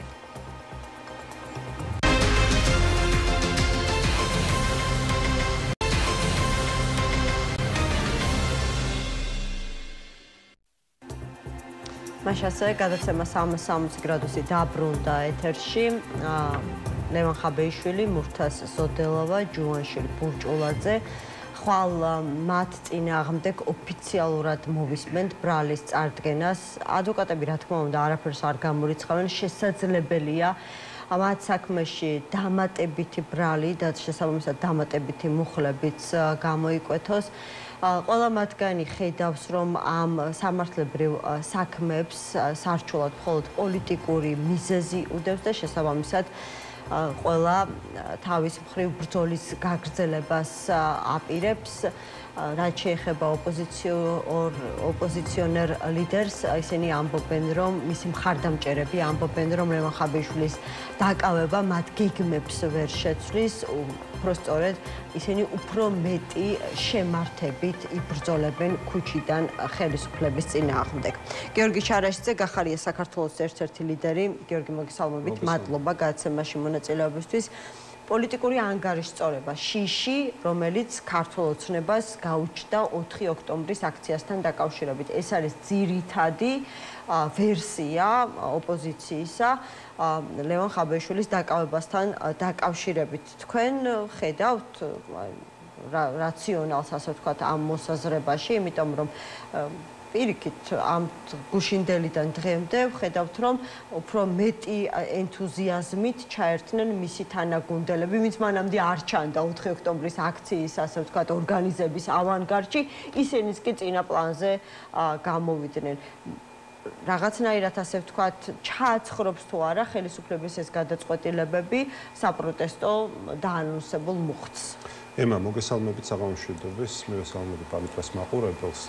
მოდი, პირველ რიგში დავსვათ ჩემი აზრით ყველაზე მნიშვნელოვანი კითხვა, რა არის დღევანდელი აი ამ რეჟიმის, ოცნების რეჟიმის მიზანი. თავარი მიზანი რა არის? აი თქვენ ამბობდით, რომ ჩააცხრობს თუ არ ჩააცხრობს. მე გეტყვით, რომ ალბათ უფრო არ ჩააცხრობს და გეტყვით რატომაც. არ ჩააცხრობს იმიტომ, რომ ეს პირველ რიგში არ სურს ოცნებას. ოცნებას სურს არჩევნების დღემდე პირიქით მაქსიმალურად აწიოს ტემპერატურა. მაქსიმალურად და ხელოვნურად გაზარდოს რადიკალიზაცია და დაპირისპირება, ხო? ანუ ეს ხომ ახალი აქ არაფერი არ არის. თქვენ ამბობთ, რომ ხაბეიშვილი იმიტომ დაიჭირეს, რომ რაც შეიძლება მეტი ადამიანი გამოვიდეს ქუჩაში და უფრო რადიკალურ ზომებს მიმართონ ქართული ოცნების წინააღმდეგ? ამ კონკრეტიკაში არ შევალ, უბრალოდ ვიტყვი ერთადერთ რამეს, რომ ოცნება ხელოვნურად ძაბავს სიტუაციას არჩევნების წინ და ჩვენ ხო ამას პირველად არ ვუყურებთ. ასე იყო 20-24 წლის საპარლამენტო არჩევნების წინ, ასე იყო 20-21 წლის თვითმმართველობის არჩევნების წინ, რომელიც საერთოდ დაგვირგვინდა სააკაშვილის ამ ქვეყანაში შემოსვლით თუ შემოპარვით თუ როგორც გინდა ისე დავარქვათ და ყოველთვის ოცნება ასეთი ტიპის დაძაბულობით და რადიკალიზაციით გადის. ყურადღება რომ გადაიტანოს ქუჩაზე და შესაბამისად მოაკლდეს ამ შემთხვევაში მათ პოლიტიკურ ოპონენტებს თუ კონკურენტებს, ვინც არჩევნებში მონაწილეობს? ნახეთ, ემა აქ რა ხდება ამ მეთოდით, ამ ნაცადი ტაქტიკით, მოდი ასე ვთქვათ, ოცნება ერთადერთ რამეს აკეთებს. როდესაც ზრდის რადიკალიზაციას და დაპირისპირებას, ის აი ამ გაზრდილი დაპირისპირების და პოლარიზაციის ფონზე ახერხებს კიდევ უფრო მეტად გააკეთოს საკუთარი ამორჩეულების მობილიზაცია. და დღეს ისე როგორც არასდროს სჭირდება ოცნება საკუთარი ელექტორატის შენარჩუნება, იმიტომ რომ განსხვავებით წინა წლებისგან დღეს იმდენად მეტ დანაშაულს ჩადის და იმდენად უკვე გადალახა ყველა წითელი ხაზი, რომ ის საკუთარ ელექტორატსაც ძალიან დიდი სისწრაფით კარგავს. ამიტომ ჭირდება დაუბრუნდეს ის იმ ნაცად ტაქტიკას, რაც არის აი შიშის გაჩენა, ასე ვთქვათ, რომ ნაციონალური მოძრაობის შიშით იქნება ეს თუ კიდევ მეორე გადატრიალების რევოლუციის და ასე შემდეგ, აი ამ შიშებით კიდევ უფრო მეტად აიძულოს და მათ შორის მობილიზაცია და კონსოლიდაცია გაუკეთოს საკუთარ ელექტორატს, ხო? ამიტომ მე პირადად, როდესაც ამ სიტუაციას ვაკვირდები, უბრალოდ სხვა დასკვნა აქედან არ გამომაქვს და ვერ გამომაქვს. ანუ ყველა მთელი ეს პროცესები, აი უკლებლივ ყველა დაჭერა, ყველა დაპატიმრება, ტემპერატურის აწევა, ეს პირიქით მუშაობს ოცნებაზე, რადგან ეს მასვე აქვს ასე დაგეგმილი, მას ეს სჭირდება, მას ეს აწყობს.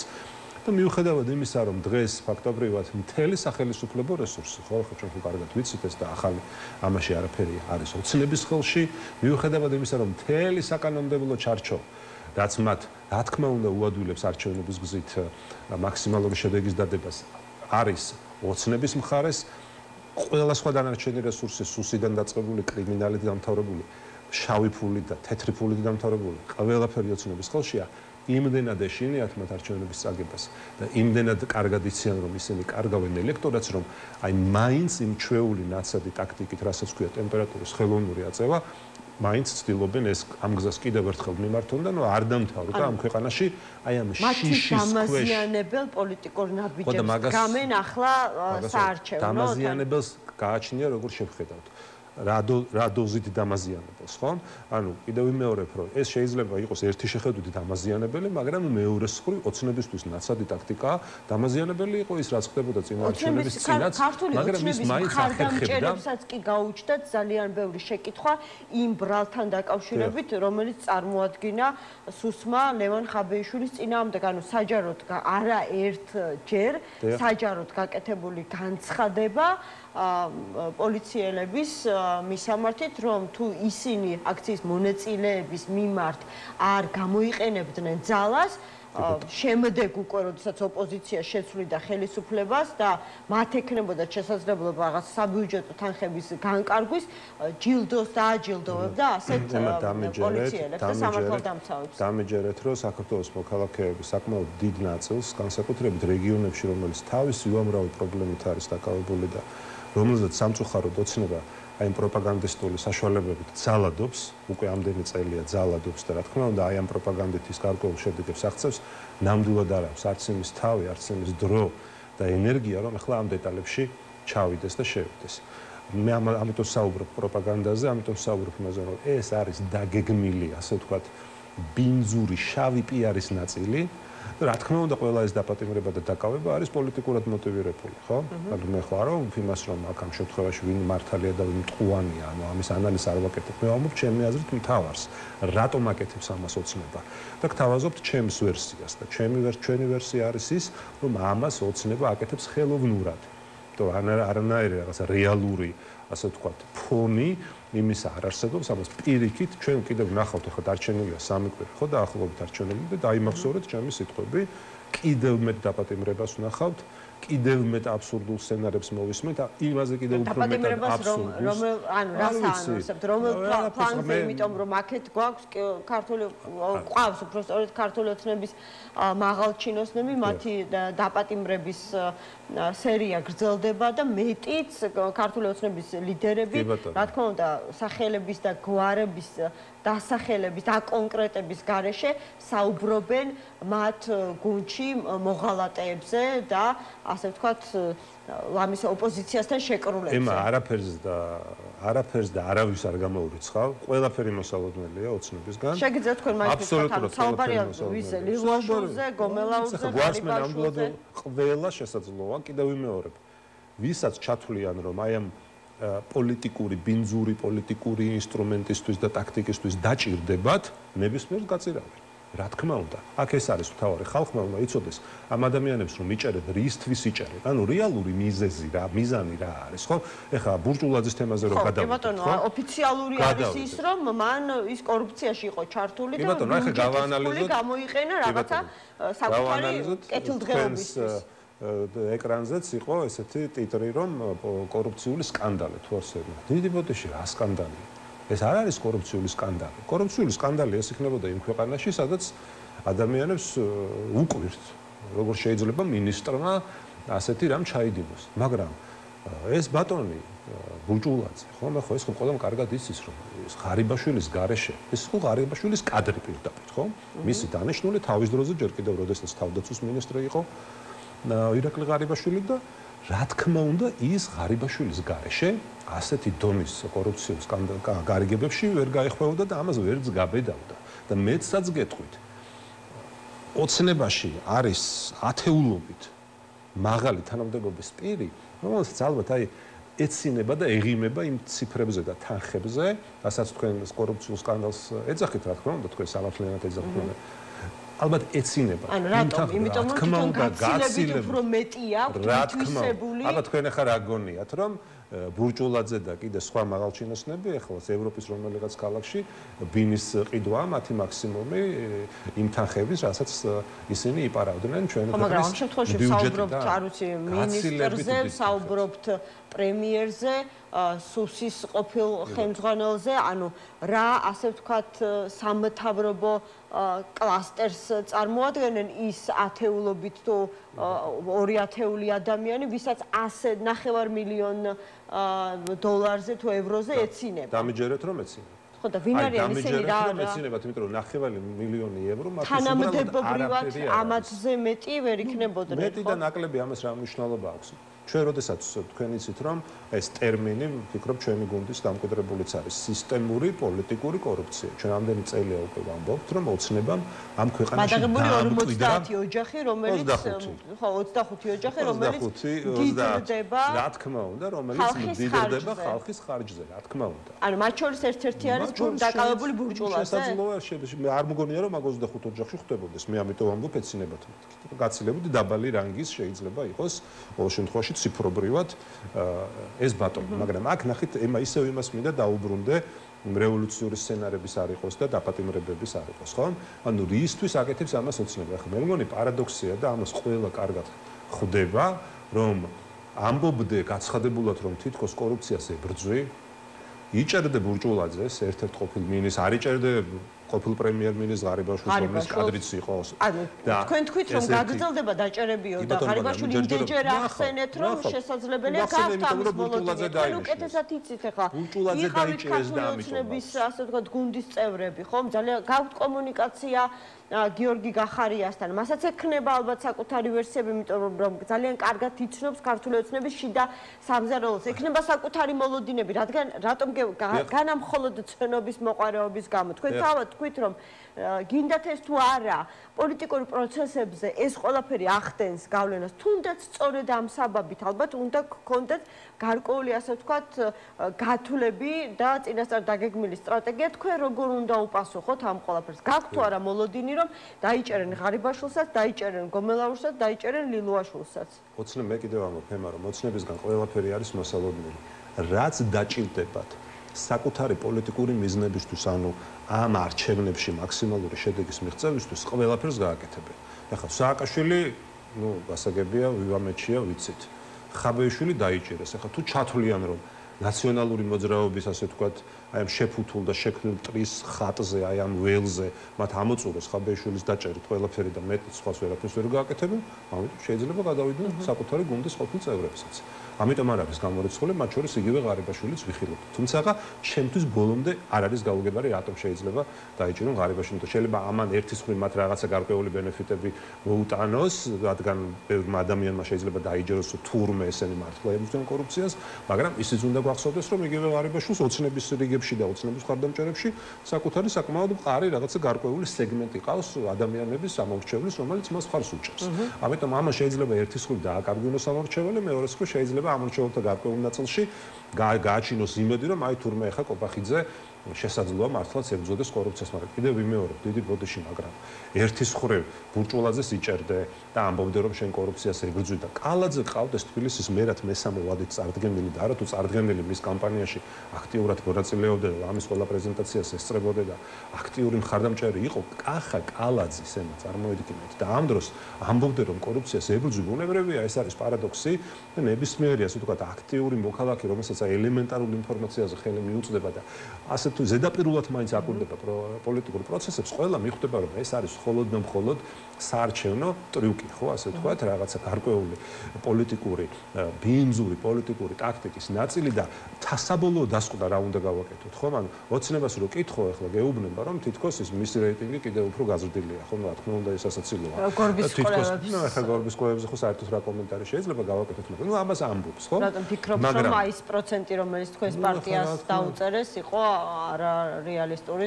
ხო, შორის თქვენც იყავით იმ რეიტინგებში, იმიტომ რომ ჯერ ჩატარდა იმ პერიოდში, როდესაც არ იყო თქვენი ერთობლივი კანდიდატი წარდგენილი და მათ შორის მუსირებდა, განიხილებდა თქვენი კვლევას ჩვენ არასდროს სერიოზულად არ ვუყურებთ, ხო? ახლა შეუძლებელია ახლა გორბის კვლევაზე რაღაცა სერიოზული კომენტარი და გავაკეთოთ. მოლოდინი გაქვთ, მხარდაჭერის მეტის მოლოდინი გაქვთ, ვიდრე მაგალითად გორბის კვლევაში იყო მოცემული, ანუ ჯამურად. რა თქმა უნდა, მეტის მოლოდინი გვაქვს, მაგრამ ამ შემთხვევაში სხვა რამეს ვამბობ. მე ვამბობ იმას, რომ ოცნებას რატომ ჭირდება? ანუ ოცნებას თუ რეალური, ასე ვთქვათ, მხარდაჭერა აქვს, მოდი პირდაპირ ვთქვათ რა.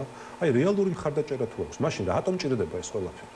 რატომ ჭირდება ეს პოლიტიკური, ასე ვთქვათ, როგორ ვთქვათ, შავი ბინძური ტაქტიკა, რატომ ჭირდება ტემპერატურის აწევა, რატომ ჭირდება პოლარიზება საზოგადოების, რომ ამის ხარჯზე გააკეთოს კონსოლიდაცია საკუთარი ამორჩევლების, რატომ ჭირდება ყველა საკანონმდებლო ბაზის საკუთარ თავზე მორგება. ეხლა თბილისის არჩევნებში ვარ, ხო, ერთ მაგალითს მოგიყვანთ, იმა, აი ერთი წუთი გამჭირდება.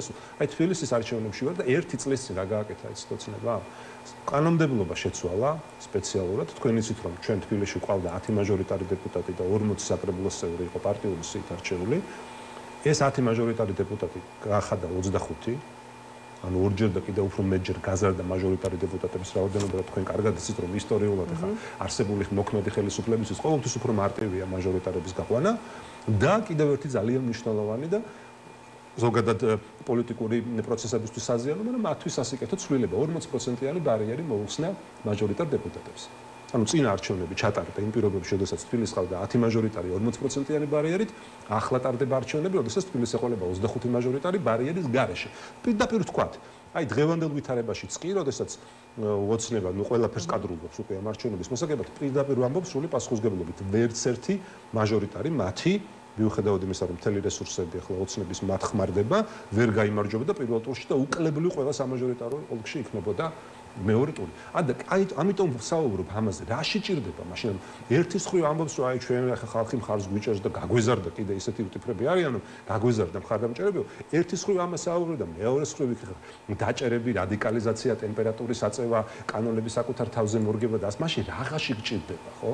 ანუ ეს ყველაფერი ადასტურებს იმას, რომ ოცნების ელექტორატი მცირდება ყველა იმ დანაშაულების გამო, რაც მათ ჩაიდინეს, იმ ღალატის გამო, რასაც ისინი სჩადიან, რა თქმა უნდა, მათ ისინი კარგავენ ამორჩევლებს შეგვიძლია. ხო, მაგრამ როდესაც ხედავენ რომ მათი აი ამ წინასაარჩევნო პერიოდში ვართ, ხო? არჩევნებამდე სულ 2 კვირა არის დარჩენილი და ქართულ ოცნებას მთავარ მოწინააღმდეგეთ აქვს სწორედ ბოიკოტში მყოფი ოპოზიცია, ანუ ყურადღების ძირითად ნაწილს მათ უთმობს და ნაკლებად არიან თქვენთან თუნდაც აი რაღაცა წინასაარჩევნო პოლემიკაში შესულები. და თქვენო ახსენეთ ხო ყველაფერი აი ამ ანალიზში.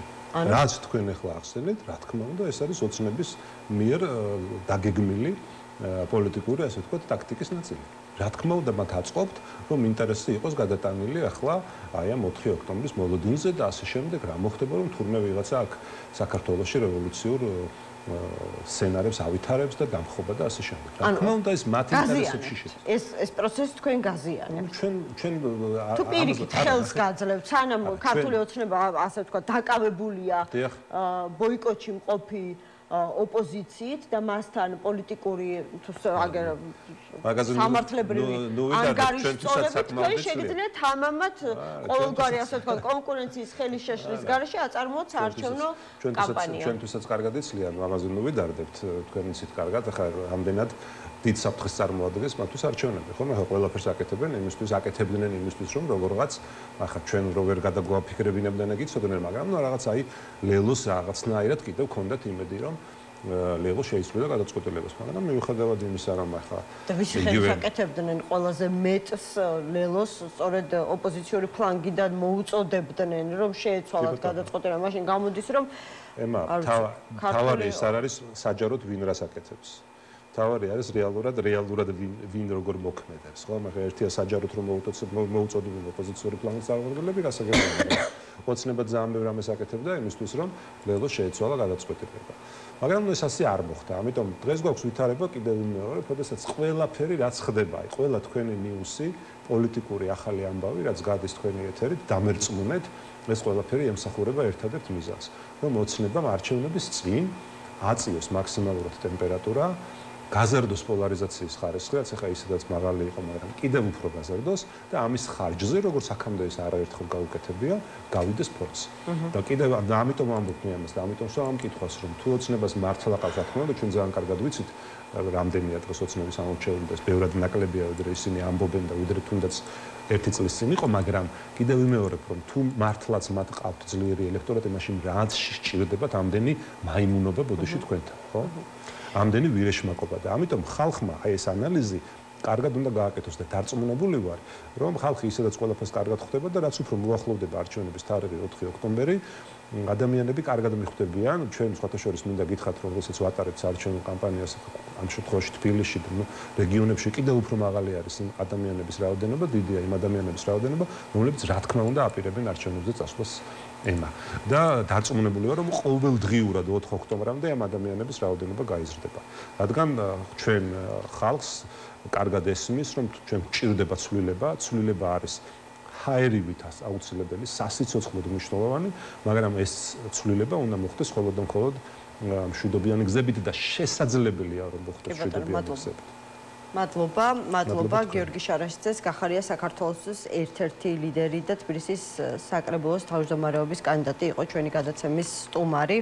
ანდრო გოცირიძე, უსაფრთხოების სპეციალისტი უნდა შემოგვიერთდეს ჩვენ ახლა. სახელმწიფო უსაფრთხოების სამსახურის მიერ გავრცელებული ინფორმაციით, უკრაინის 2 მოქალაქე არის ჩვენს ქვეყანაში დაკავებული, რომლებსაც აღმოაჩნდათ 2.4 კილოგრამი ასაფეთქებელი ნივთიერება ჰექსოგენი.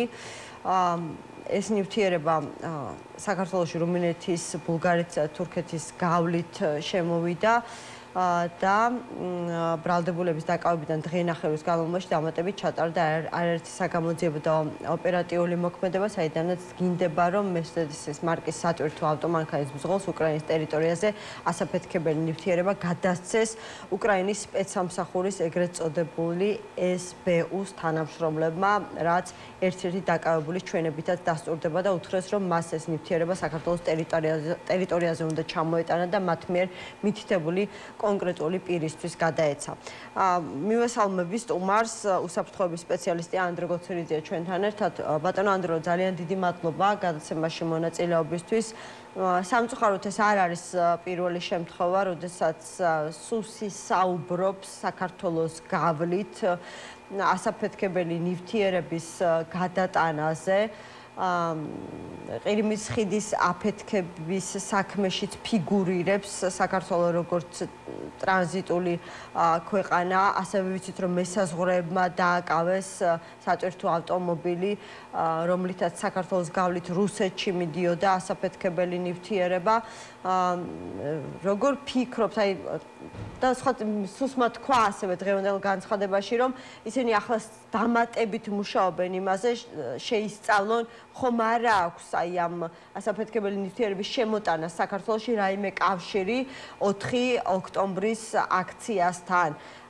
ფიქრობთ, რომ შესაძლებელია ხვალ თუნდაც ხაბეიშვილისთვის ოფიციალური ბრალის წარდგენის დროს ეს ვერსია კიდევ უფრო გამოიკვეთოს და უკვე ბრალდების სახით გამყარდეს. მოგესალმებით. პირველ რიგში, უსაფრთხოებია რა დადასტურდება და ზოგადად რა მიმართულებას მიიღებს გამოძიება. პირველ რიგში უნდა ითქვას, რომ მე ვფიქრობ, ეს უფრო მეტად უკავშირდება 4 ოქტომბრის მოვლენებს და გეგმილ ღონისძიებას, იმიტომ რომ უკანასკნელი წლების მანძილზე სახელმწიფო უსაფრთხოების სამსახური ყოველთვის იწყებდა ამგვარი სახელმწიფოს წინააღმდეგ მიმართული დანაშაულებრივი მოქმედებების გამოძიებას, როდესაც მომიტინგეებს ან ოპოზიციას შეიძლებოდა მიემართა გარკვეული აქტიური ღონისძიებებისთვის და შეიძლება უფრო ამას უკავშირდება, იმიტომ რომ თავად ეს განცხადება, რაც ჩვენ მოვისმინეთ, ჩვენ აქ მხოლოდ ის ვიცით, რაც ოფიციალური არხებიდან გვესმის, ხო? და შესაბამისად, ბუნებრივია, უნდა დაუჯეროთ ამ ინფორმაციას, სხვა ინფორმაცია ჩვენ არ გაგვაჩნია, ხო? ახლა რთულად წარმოსადგენია, რომ უკრაინის სპეცსამსახურები, განსაკუთრებით რომლებიც ძალიან მაღალი პროფესიონალიზმით გამოირჩევიან, ფეთქებადი ნივთიერების გადამტანს პირდაპირ ეხსნებოდნენ და ორგანიზაციასაც კი უსახელებდნენ, კერძოდ ამ კონკრეტული ორგანიზაციიდან ვარდო, ანუ არა სამხედრო დაზვერვიდან, მაგალითად, არამედ კონკრეტულად უსაფრთხოების სამსახურიდან. მეორე არის, რომ სულ რაღაც 10 დღის წინ, 2 კვირის წინ რუსეთმა განაცხადა FSB-მ, რომ თითქოს საქართველოს გავლით უკრაინიდან შედის რუსეთში ფეთქებადი ნივთიერებები ტერორისტული აქტის მოსაწყობად. მაშინ ყირიმის ხიდი იყო ხო რუსეთის მიერ დასახელებული და აი ამ გამახვილებული ყურადღების ფონზე 2 კვირის მანძილზე მეორე გზავრობას გადაადგილებას ახდენდნენ იგივე ტერიტორიაზე ფეთქებადი ნივთიერების ცოტა საღაზრს მოკლებული არ ბილად რომ ვთქვა, ამიტომ მე ასე არ მოიქცეოდი მაგალითად და ეჭვი მაქვს რომ უკრაინის სპეცსამსახურებიც ასე არ მოიქცეოდნენ. ამიტომ მაინც ვფიქრობ, რომ ერთი ეს შეიძლება უკავშირდებოდეს ამ პოლიტიკურ ბატალიებს საქართველოში, ირიბად მიბმას 4 ოქტომბრის მოვლენებთან, რაც სავსებით ჩვეული პრაქტიკაა უსაფრთხოების სამსახურის და ხშირად მიუმართავს ამ ხერხისთვის. და მეორე, რაც შესაძლებელია იყოს, ეს შეიძლება იყოს რუსული სპეციალური ღონისძიება, რომელსაც რუსები აწარმოებენ, ასე ვთქვათ, არ ვიცი რისთვის, შეიძლება დისკრედიტაციისთვის, შეიძლება უფრო მეტად დასაშანტაჟებლად, შესაძლოა მათთვის სასურველი პოლიტიკური ძალით ხარდასაჭერადაც, აი ეს არის პირველადი, რაც ამ ინფორმაციაზე დაყრდნობით შეიძლება ადამიანს თავში მოუვიდეს. ძალიან საინტერესოა კიდევ როგორ შეიძლება ეს ყველაფერი მიმდინარე პოლიტიკურ პროცესებზე აისახოს და აი ეს დაკავებები, რომელიც ჩვენ ვიხილეთ ლევან ხაბეიშვილთან დაკავშირებით, მურთაზ ზოდელავასთან დაკავშირებით, აგერ ჯუანშერ ბურჭულაძესთან დაკავშირებით, ეს ყველაფერი გაქვთ მოლოდინი, რომ ერთმანეთთან შეიძლება მასში იყოს. თუმცა ვიდრე ამაზე მიპასუხებდეთ, ამ თემის გაგრძელებათ მინდოდა მეკითხა და აზრი უბრალოდ გამიწყდა, ბევრამეს ერთდროულად მიწევს ხოლმე ფიქრი და ხომ არ ფიქრობთ, რომ თუნდაც აი ამ ეს საქმე, სადაც სუსის განცხადებით პირდაპირ იკვეთება, რომ უკრაინული სპეცსამსახურების დახმარებით შემოვიდა საქართველოში ასაფეთქებელი ნივთიერება შეიძლება დამატებითი დაძაბულობის საბაბი იყოს ქართულ და უკრაინულ მხარეებს შორის. შეიძლება ამას რაიმე გაგრძელება მოყვა, ეს არ ვიცი. ოფიციალურად თბილისმა ოფიციალური კიევი დაადანაშაულოს რამეში. რა თქმა უნდა, არ წაადგება ქართულ-უკრაინულ ისედაც დაძაბულ ურთიერთობებს, რაც ნამდვილად დაძაბულია და ვეღარ დავარქმევთ კეთილმეზობლურს. სხვა საქმეა ხალხებს შორის რა ურთიერთობა და რა სენტიმენტები არსებობს, მაგრამ ჩვენი ოფიციალური, ანუ საქართველოს ხელისუფლების ოფიციალური დამოკიდებულება კიევის მიმართ რბილად რომ ვთქვათ, არამეგობრულია. ეს ჟესტიც ბუნებრივია, არ წაადგება. და იცით რა, მართლაც რომ ქონოდა ასეთ ფაქტს ადგილი, გულისხმობ რუსეთში, ანუ იმ ქვეყანაში ფეთქებადი ნივთიერების გადატანას, რომელიც გაუმართლებელ ომს აწარმოებს, ბუნებრივია და არა ადამიანურ ომს დასავლეთის მიმართ და განსაკუთრებით უკრაინელი ხალხის მიმართ და მართლაც რომ საქართველოს ტერიტორია ყოფილიყო გამოყენებული ამისთვის, ბუნებრივია ჩვენ სპეცსამსახურს უნდა დაეკავებინა.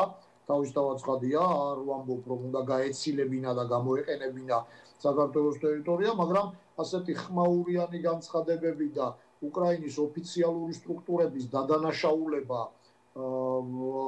რუსეთში განსახორციელებელ დივერსიებზე, რადგან ამას ტერორისტულ აქტს ვერ დავარქმევთ, ეს უკრაინის მხრიდან შეიძლება დივერსია იყოს, ხო, იმიტომ რომ ომის მდგომარეობაში იმყოფებიან ქვეყნები, ეს ასეთი გახმაურება და ამის აჟიტირება თავისთავად ცხადია, არამეგობრულ ნაბიჯად უნდა ჩაითვალოს და ამას დიპლომატიური გამოხმაურება ბუნებრივია უკრაინის მხრიდან ექნება, იმიტომ რომ მოკავშირეები ასე არ იქცევიან. მეორე მხრივ თვითონ აი ამ განცხადებაში ნათლად იკვეთება კიდევ ერთი შეკითხვა, რომელიც გააძლიერებს მხოლოდ და მხოლოდ რუსულ პროპაგანდას. ესე იგი, დასტურდება რუსული პროპაგანდის ის პოსტულატი ამ პროპაგანდის მიმდევართათვის, რომ ნატო ებრძვის რუსეთს და შეიძლება საქართველოსაც. ხო, ამ შემთხვევაში თუ ნატოს სამი ქვეყანა გამოიარა, ნატოს წევრი სამი ქვეყანა, ბულგარეთი, რუმინეთი და თურქეთი და ახლა ამ სამივე ქვეყანას ვიცნობ, ბულგარეთის არ მოგახსენოთ, თუმცა რუმინეთის და თურქეთის სპეცსამსახურები არაფრით არ ჩამოუვარდებიან ქართულ სპეცსამსახურს. ბულგარეთის მიმართ სრული პატივისცემის დადასტურებით უბრალოდ არ ვიცნობ მათ სპეცსამსახურს, ხო? ამ ორს ძალიან ძლიერი სპეცსამსახური ყავს საქართველოზე არანაკლები. ამიტომ მთელი ეს მესიჯი, რაც უნდა დარჩეს აქედან მოსახლეობას, არის ის, რომ დასავლეთი აწარმოებს რაღაც ტერორისტულ აქტებს, მოქმედებებს, რომელიც საქართველოსთვის საფრთხის შემცველია. ეს არის ჭყალში ბუნებრივია ის მესიჯი, რომელიც ამ განცხადებიდან უნდა დარჩეს საქართველოს მოსახლეობას, საქართველოს მოქალაქეებს და ეს ემსახურება პოლიტიკურ მიზანს ქართული ოცნებისას, რაც ჩემთვის სავსებით გასაგებია, ახლა მისაღებია თუ მიუღებელია ეს ცალკე თემაა, მაგრამ რეალურად ამგვარი საკითხების გამოძიება ასეთი ღიაობის და გამჭვირვალეობის პირობებში, როდესაც ჯერ დაუდასტურებელ ინფორმაციაზე უკვე ბრიფინგი ტარდება და ვადანაშაულებთ უკრაინის მეზობელი ქვეყნის ოფიციალურ სტრუქტურას, მე მგონი ცოტა წინ დაუხედავი, ან წინასწარ განზრახული ნაბიჯია. რა მიზანს ემსახურება, ალბათ მომავალში გამოჩნდება. კი ბატონო, და რაც შეეხება, ასე ვთქვათ, პოლიტიკურ დაკავებებს, ლევან ხაბეიშვილთან დაკავშირებით უსაფრთხოების სამსახური ამბობს, რომ მას ედავებიან პოლიციელების საჯარო მოსყიდვას, რაც არის სისხლის სამართლის კოდექსით გათვალისწინებული დანაშაული და 4-დან 7 წლამდე თავისუფლების აღკვეთას ითვალისწინებს და ჯუანშერ ბურჭულაძის შემთხვევაში საუბარია, ასე ვთქვათ, კორუფციულ ბრალდებაზე, სამსახურებრივი უფლებამოსილების ბოროტად გამოყენებასა და უკანონოდ მიღებული შემოსავლების შემდეგ უკვე ლეგალიზებაზე. ვერსიების სხვადასხვა მოვისმინეთ, ხაბეიშვილის ნაწილში საუბარია იმაზე, რომ ძალიან ეშინია ქართულ ოცნებას 4 ოქტომბრის თარიღის და დაანონსებული აქციის, რაც შეეხება ბურჭულაძის შემთხვევაში, ეს ვერსია უკვე დიდი ხანია, ასე ვთქვათ, საჯარო განხილვის საგანია, რომ კლანებს შორის დაპირისპირებაში კობახიძის კლანი არის დაწინაურებული და ახლა ყოფილებზე თავდასხმით ისინი ცდილობენ მათ მიერ წაღებული ფულის უკან დაბრუნებას. ამ ვერსიებს რამდენად იზიარებთ? აბეიშვილის დაკავებასთან დაკავშირებით კომენტარიც არგის, იმიტომ რომ იურიდიული საფუძველი ალბათ იქ კაზუისტიკა უშუალოდ იურისტების საქმეა, რომ თავისთავად რაღაც საჯარო განცხადება შეუსრულებელი, იმიტომ რომ თუ თითოეულ ეპიზოდში 200,000 ლარს თუ დოლარს აღარ მახსოვს პირდებოდა, წარმოიდგინეთ ალბათ რამდენიმე მილიარდი დოლარი უნდა ჰქონოდა, რომ თითოეული აქტი დაეჯილდოვებინა, ხო, ესე შეუსრულებელი დაპირება, არ ვიცი, ალბათ უფრო ესეთი ბელეტრისტიკის სფეროდან არის, ნახოთ გამოძიება სადამდე მივა. თავისთავად ცხადია, რომ პოლიტიკური ელფერი აქვს ამ დაკავებას, იმიტომ რომ გასაგებია, ხო, ახლა როდესაც მიმდინარე აი ამ პროტესტის ფონზე პოლიტიკურ ლიდერს აკავებ, იქ 1000 გზის უფრო მყარად უნდა იყო, თუმცა საქართველოს ეს წერტილი უკვე გაიარა და ეს ასე ვთქვათ, არა გამყარებული, არა მოტივირებული დაკავებები ჩვენთვის ჩეულამბათით და ბანერის გულისთვის არის ადამიანის სისხლის სამართლით დაკავებული, მაშინ როდესაც მოძალადეები მოწმეების არ არსებობის თუ არ თანამშრომლობის გამო დღეს გამოუშვეს საგამოძიებო ორგანოებმა. რაც შეეხება ბურჭულაძის საკითხს, ეს უაღრესად მნიშვნელოვანი საკითხია და ეს მეტყველებს რა მდგომარეობაშია საქართველოს უსაფრთხოების სისტემა და ჩვენ როდესაც უსაფრთხოების სპეციალისტები, უსაფრთხოების დარგში მომუშავე ხალხი, ან თუ გნებავთ ის არასამთავრობოები, რომლებიც ჟურნალისტები, თქვენი კოლეგები წლების მანძილზე ამბობდნენ, რომ თავდაცვის სამინისტრო, ზოგადად უსაფრთხოების სისტემა არის სავალალო მდგომარეობაში, ამაზე პასუხად ხელისუფლებამ მოახდინა ძალაუფლების კონსოლიდაცია, ყველა მოკრიტიკის დემონიზაცია, მათ შორის რაღაც აგენტის იარლიყების მიწედება, NGO-ები მეც კი არაფერს ამბობდნენ, აი იმ დასავლური ფულით, რაზედაც ეხლა ამბობენ, რომ რევოლუციას ხმარდება, რევოლუციას კი არ ხმარდებოდა, აი ამ watchdog-ობას, კრიტიკას ხმარდებოდა, რომ ეს არ მომხდარიყო და რა მოხდა? ალბათ ობილატელი იგივყავს რა მოხდა, ხო? საგამოძიებო მასალებზე დაყრდნობით. ზუსტად იმ ინფორმაციაზე დაყრდნობით, ერთ სიტყვას არ ვამატებ, რომელიც ოფიციალურმა თბილისმა განაცხადა. თავდაცვის მინისტრი საკუთარ ცოლის ძმასთან ერთად გეგმავდა და აძვირებდა პროდუქციას, რომელიც უნდა მომსახურებოდა ჯარისკაცების ჯანმრთელობას, ჰოსპიტალის აღჭურვილობაზეა საუბარი. შემდგომ აქედან იშოვა რა დამატებით 1.5 მილიონი ლარი, ცოლთან ერთად გააკეთა ფიქტიური ყიდვა-გაყიდვა მიწის ნაკვეთის და იგივე ცოლთან ერთად მოახდინა აი ამ ფულის გათეთრება, თითქოს და აქედან ქონდა შემოსავალი მიღებული და აი ეს ხდებოდა საქართველოს თავდაცვის სისტემაში წლების მანძილზე. მე ვხვდით აი 3-4 წლის წინ, აი ეს ხდებოდა და რომელ ოფიცრის ღირსებაზე და რომელ მუნდირის ღირსებაზეა საუბარი, მაშინ როდესაც NGO-ები, ვინც გააკრიტიკებდნენ აი ამ მიმდინარე პროცესებს, მათ მუდმივად ეუბნებიან, რომ თქვენ ჯარის ღირსებას ლახავთ, თუ ამხელენ მანკიერებას შინაგან საქმეთა სამინისტროში, ეუბნებიან, რომ პოლიციელის ღირსებას ლახავთ, თუ ჯანდაცვის სამინისტროს გააკრიტიკებენ, მაშინ ექიმის, ესე იგი, ხალათს ლახავთ და ასე შემდეგ და მე მაქვს ძალიან მარტივი პოლიტიკისგან დაცლილი შეკითხვა აბსოლუტურად. მუნდირის ღირსებას არ ლახავს თავდაცვის მინისტრი, რომელიც ცოლთან და ცოლის ძმასთან ერთად გარკვეულ აი ამგვარ მანიპულაციებს აკეთებს და ეს ცნობილი იყო თქვენი კოლეგების გადაცემებიდან წლების მანძილზე. ოღონდ ვინც ამას შეკითხვებს სვამდა, ყველას ჯაშუშის და აგენტის და ყველაფერი მიაინჯეს და მომდევნო შეკითხვა, როდესაც მე არ მახსოვს არა თუ საქართველოს ისტორიაში, არამედ დემოკრატიული ქვეყნების ისტორიაში გამიჭირდება მოვიგონო თავდაცვის მინისტრის დაკავების ფაქტი. თავდაცვის მინისტრის დაკავების ფაქტი მე არ მახსენდება, ახლა არ ვიცი ირანში, ავღანეთში შეიძლება მომხდარა, მაგრამ თავდაცვის მინისტრის დაკავება პოლიტიკური პასუხისმგებლობა სად არის გუნდის? შეგახსენებთ, ეს ის გუნდია, რომელმაც თავდაცვის და უსაფრთხოების სისტემა მიიყვანა იმ მდგომარეობამდე, როდესაც მათი შინაგან საქმეთა მინისტრი კინაღამ გახდა ახალი ომის დაწყების მიზეზი ისე რომ ამის შესახებ არც უსაფრთხოების სამსახურმა, არც გენშტაბის უფროსმა და არც თავდაცვის მინისტრმა არაფერი გახარიაზე საუბრობთ ახლა? გახარიაზე საუბრობ. დიახ, გახარიას ეხლა მიუხედავად მის მიმართ დამოკიდებულებისა, რომ აიღეს და ზოგიერთი პროტესტანტის ჯიბეში აღმოჩენილი ნარკოტიკივით ოპოზიციას შეტენეს ბოდიშვილის გამოთქმისთვის. გახარია ხელისუფლებაში ვინ მოიყვანა? შინაგან საქმეთა მინისტრი ვის დროს იყო? შემდგომ ამ კინაღამ ჩორჩანაში ომის დაწყების შემდეგ პრემიერ-მინისტრი ვინ გახადა? რა deep state-დან ზარი, deep state-ების ზარზე დადის საქართველოს ხელისუფლება? უსაფრთხოების საკითხებს deep state-ის ვიღაც ჩინოვნიკების დარეკვაზე წყვეტს. თუ ეს ასე წყვეტს, მაშინ ცოტა ქმედით უნარიანი ხო არ არის ჩვენი უსაფრთხოების სისტემა. სად იყო ამ დროს ჩვენი შესაბამის სამსახურები? ან როდესაც თავდაცვის სამინისტროში ეს ბოლო ინციდენტი ხდებოდა, კურკულაძის ეპიზოდზე მაქვს საუბარი, უდანაშაულობის პრეზუმპციის დარღვევის გარეშე ჯერ მხოლოდ წაყენებული ბრალია, ხო? უფრო იქეთ რა ხდებოდა არ ვიცი.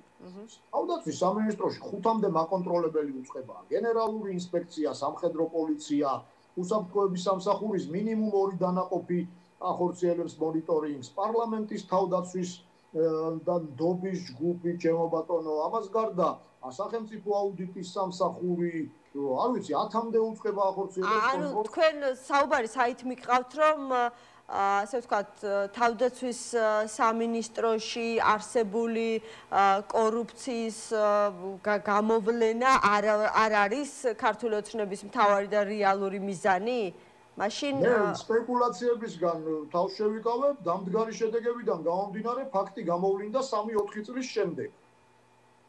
ხო? მანამდე თუმცა ეს ცნობილი იყო ღია წყაროებიდან. მაშინ როდესაც არსებობს 10-მდე მაკონტროლებელი, მაქვს მარტივი შეკითხვა, რატო არ მოხდა ამ საკითხის გამოვლენა ისე, რომ არ მომხდარიყო დანაშაული და არ მომხდარიყო თანხის მითვისება, რაც გარდა ფინანსური ზარალისა, ქვეყანას რეპუტაციულ ზარალსაც ანიჭებს, იმიტომ რომ თავდაცვის მინისტრის დაკავება მარტივი კორუფციის ბრალდებით მარტივი საქმე არ არის და ეს არც გუნდისთვის არ არის მაინც და მაინც, ასე ვთქვათ, წარმატებული. მე არ ვიცი საქართველოს მოქალაქეებზე, ამომრჩეველზე რამდენად იმოქმედებს, მაგრამ ყველა ნორმალურ ქვეყანაში ეს რეიტინგის მკვეთრ კლებას იწვევს. ერთი წუთით წარმოგიდგენიათ დემოკრატიული პარტიის თავდაცვის მინისტრი რომ დააკავონ ამერიკის შეერთებულ შტატებში კორუფციის ბრალდებით რეიტინგები სათავა, ან გნებავთ ბრიტანეთში, გნებავთ გერმანიაში და გნებავთ ჩვენს მეზობელ ქვეყნებში, რომლებმაც ეს პოსტსაბჭოთა საკითხები უკვე განალახეს. მადლობა ანდრო გოცირიძეს, უსაფრთხოების სპეციალისტს უსმენდით. მადლობა თქვენ, ჩვენს მაყურებელს რომ იყავით ჩვენთან ერთად. სულს იყო ამ დროისთვის. გადაცემა 360 გრადუსზე ეთერში დაგიბრუნდებათ უკვე ორ შაბათს. ბედნიერ უქმეებს გისურვებთ.